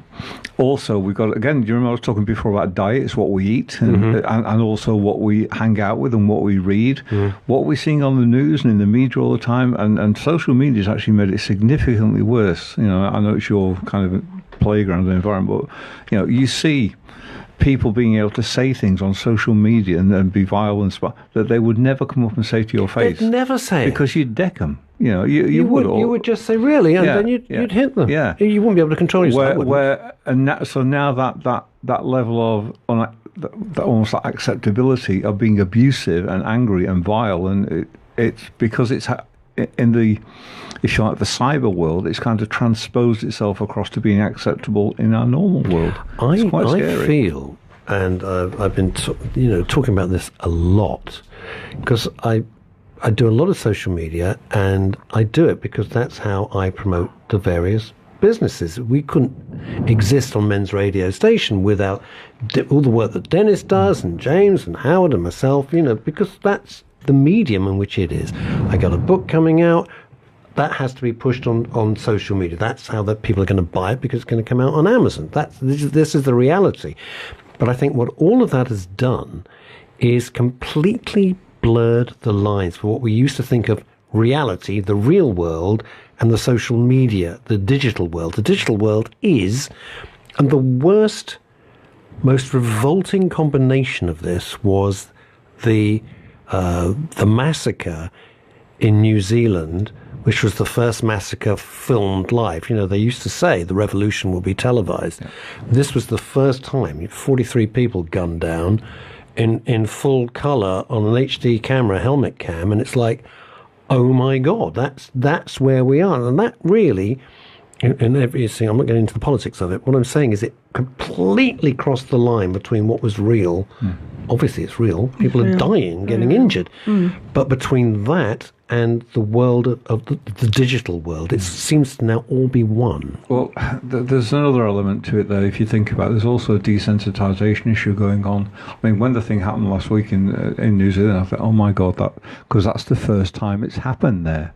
and it shouldn't happen in a country that's supposed to be safe. Yes. When I saw the massacre in Las Vegas where the guy was shooting out the window, I'm just thinking, not being flippant or horrible, but kind of, well, what do you expect? It's a country that's riddled with guns. There's millions and millions and millions of guns. Was I shocked by that? No. Was I shocked when the guy went in the Miami nightclub and shot all that? No.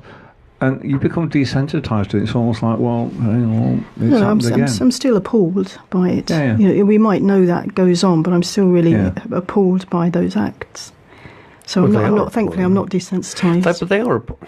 I think there's different. I'm hearing what Kevin's saying, me too, because you are appalled. I mean, as a human being, unless you are a sociopath or a psychopath, you're going to go, oh my God, what the hell? Why would you do that? So when these kids go into the school, why would you do that?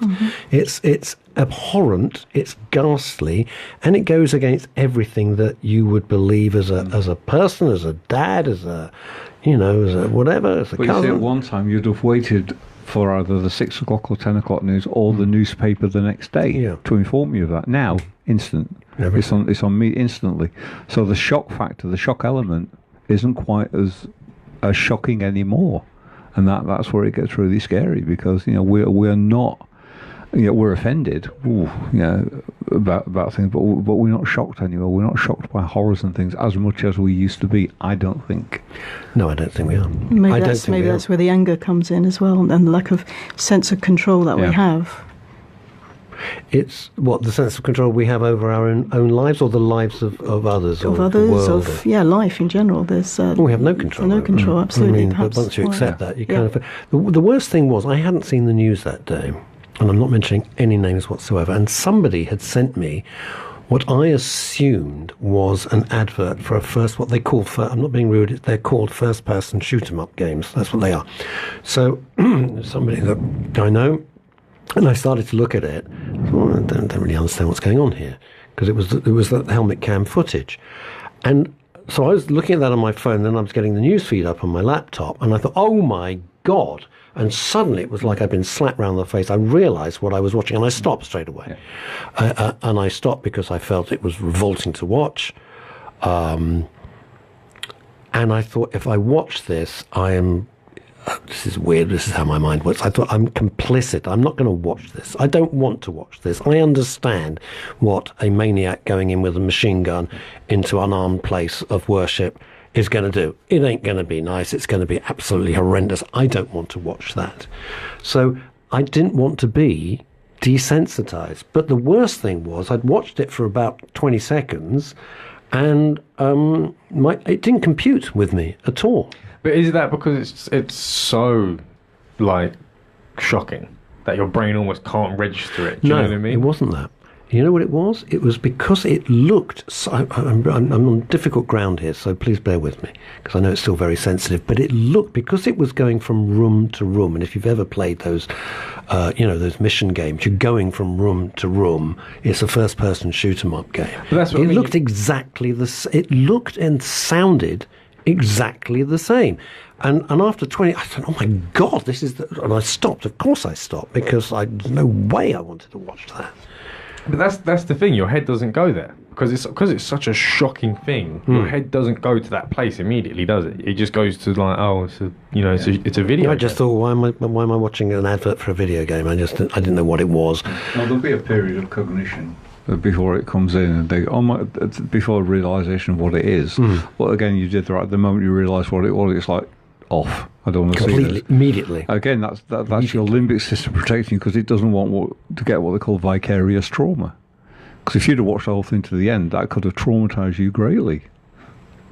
Maybe not. But your brain switched off at that moment. I don't know what. Other people will have sat there kind of going, ooh, and they'll have watched it for whatever. It got millions. Strange you see, reason. The thing is, here's the thing: we all hate, and you're professionals in this. We all hate violence, and if violence was perpetrated on you or your family or your children, you'd be the first. I mean one would be the first to start screaming from the rooftops, literally and metaphorically.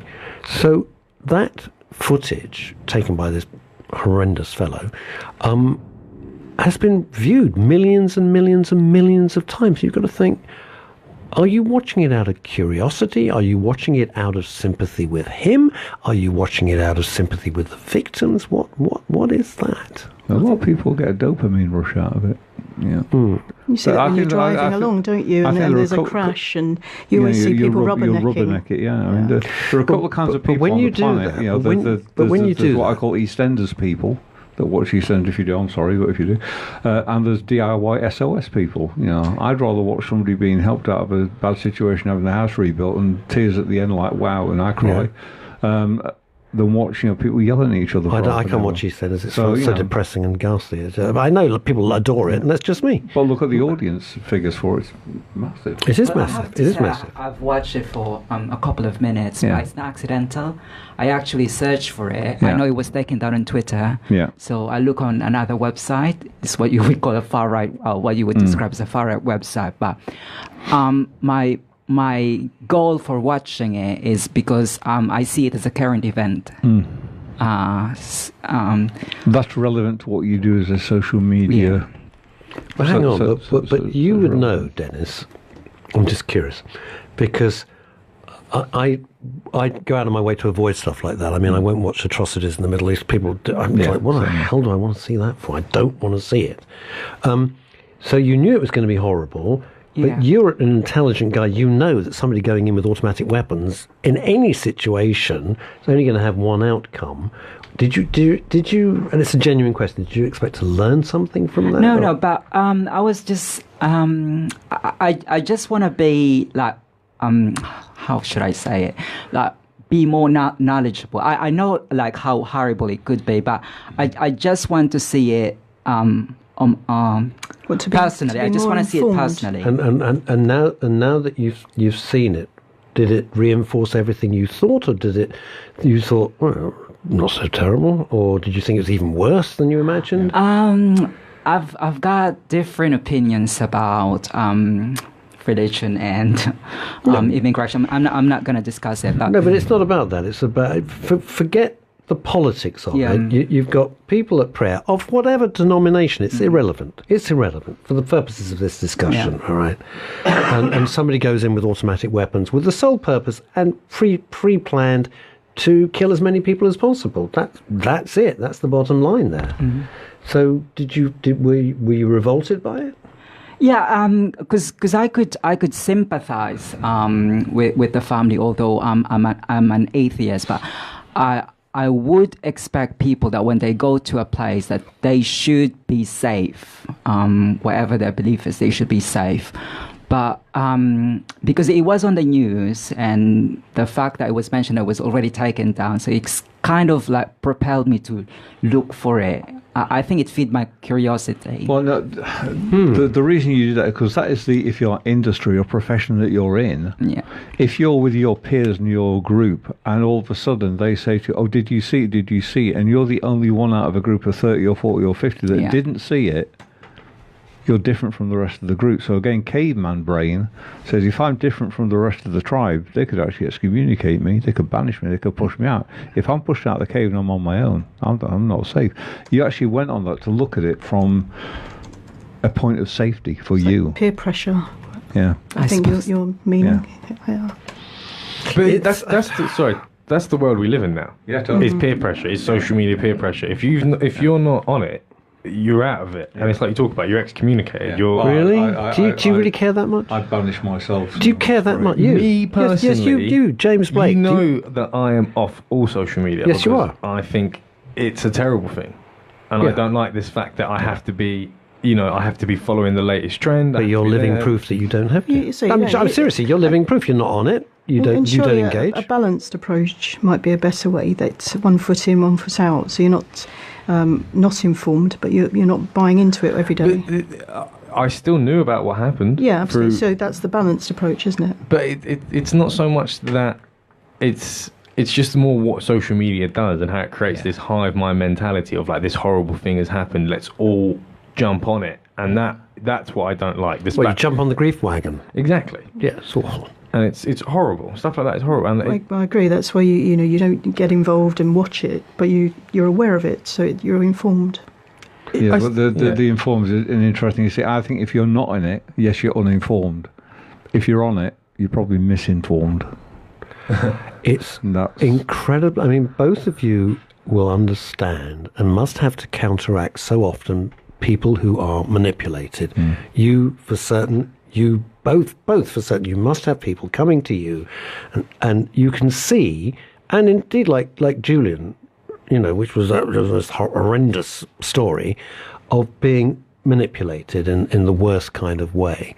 And of course social media is just such a quick way of manipulating millions of people instantly. The lines are so blurred. It's designed by psychologists to be addictive. That's this whole program. If you look at the people in Silicon Valley, there's actually a school there called the Waldorf School. They're all over the world, but they have a huge one in San Francisco. And all of the chiefs of Silicon Valley send their kids there because social media and any kind of technology is banned. It's banned. There is no screen time. There are no computers. It's all soft play. It's all playing with mud and digging worms out of the garden. It's all old school playtime stuff. But in this modern world, honestly, Google it up. The Waldorf School. It's fascinating. In this modern world, do you not feel like that's a detriment? Because I feel like because they still have tuition time on the media stuff by the parents, but it's controlled media. Because the world we live in is the world of computers and technology, and it's only going to get. You know that Steve Jobs did not allow his kids to go near an iPad. I do know, but they did all have Mac computers though in the house. But they couldn't have an iPad because they could carry that around with. They had to go to a computer, log in. He could track that. He couldn't track what they could do on an iPad. You can't turn back time now. No. The genie. That's what I mean. You can't turn back time. The world we live in now is. I've always said the genie is out the bottle, and there's no point in wishing it. Oh, I wish we could go back to 1957, and it's all Miss Marple and everything. Well, it ain't coming back. No. But it's no surprise why television shows like The Durrells, why television shows like Endeavour, all that sat at the Sunday evening. Let's go back to a time that that never was. It was never like that. We always like nostalgia, though, don't we? Kind of. Actually, nostalgia makes me a bit depressed, I'll be honest with you. Yeah. You have to come and see me. I was waiting for you to get a plug in. I thought, finally, Claire, come on, Claire, for God's sake, you've got an hour of radio time. Get a plug in there. Absolutely. No, but it's true. I mean, sometimes I look back and I'm obsessed with the Beatles. I loved the Beatles. My dad took me to see the Beatles, and yes, I am that old. And it was wonderful. It was absolutely wonderful. And yet when I listen to it, and as much as I love it, I've got to be in the right frame of mind, because sometimes it just takes me back and I think, I'm not, look at all that's happened. Mum and Dad have gone, and, my grandmas are all gone, and, this, that and the other. So it can really put me in a bad as much as I adore the music, it can kind of trigger me off to thoughts that I don't particularly want to have. That's for a whole nother episode. What? The Beatles. Me and the Beatles. That's avoidance. That's what? Avoidance. Well, it's not a bad thing, though, is it? If it keeps you safe, why not? It keeps me... So this has been just an absolute joy for me. I hope it's been a joy for you. Let me thank James Blake, who are riding the deck. Why do you do that ridiculous sign? What is that? Are you like Usain? You're the Usain Bolt of producers. Boy Wonder. You're the Boy Wonder. I got to have a little pose. Superhero pose. Look, I'll pay for it. Can you come and see either of you, please? Dennis, thank you as always. And Dennis plays a huge part with Men's Radio Station behind the scenes. He's one of the unsung heroes, so thank you, Dennis. I'm saying that publicly. Kevin Laye, I hope you will find the time in your ridiculously busy schedule to come back and visit us, because that was amazing. If people want to get hold of you, Kevin, how can they get hold of you? Just hunt me down, Kevin Laye. Just go on and hunt me down on the Laye. Laye. Just hunt me down on the web. You'll find me. I've got a couple of sites up there. And Claire Ivey, if people want to get hold of you, it's www.hypnocaring.com. Hypnocaring.com. Yes, I think I used some social media today, and I've got the wrong Claire Ivey. Claire Ivey's probably sitting there running a fish stall in Felixstowe, going, "What the hell's this?" So to the other Claire Ivey, I totally apologise, and thank you to all our guests. I'm Russ Kane. This is Men's Radio Station. Until we meet again, have fun. Thank you.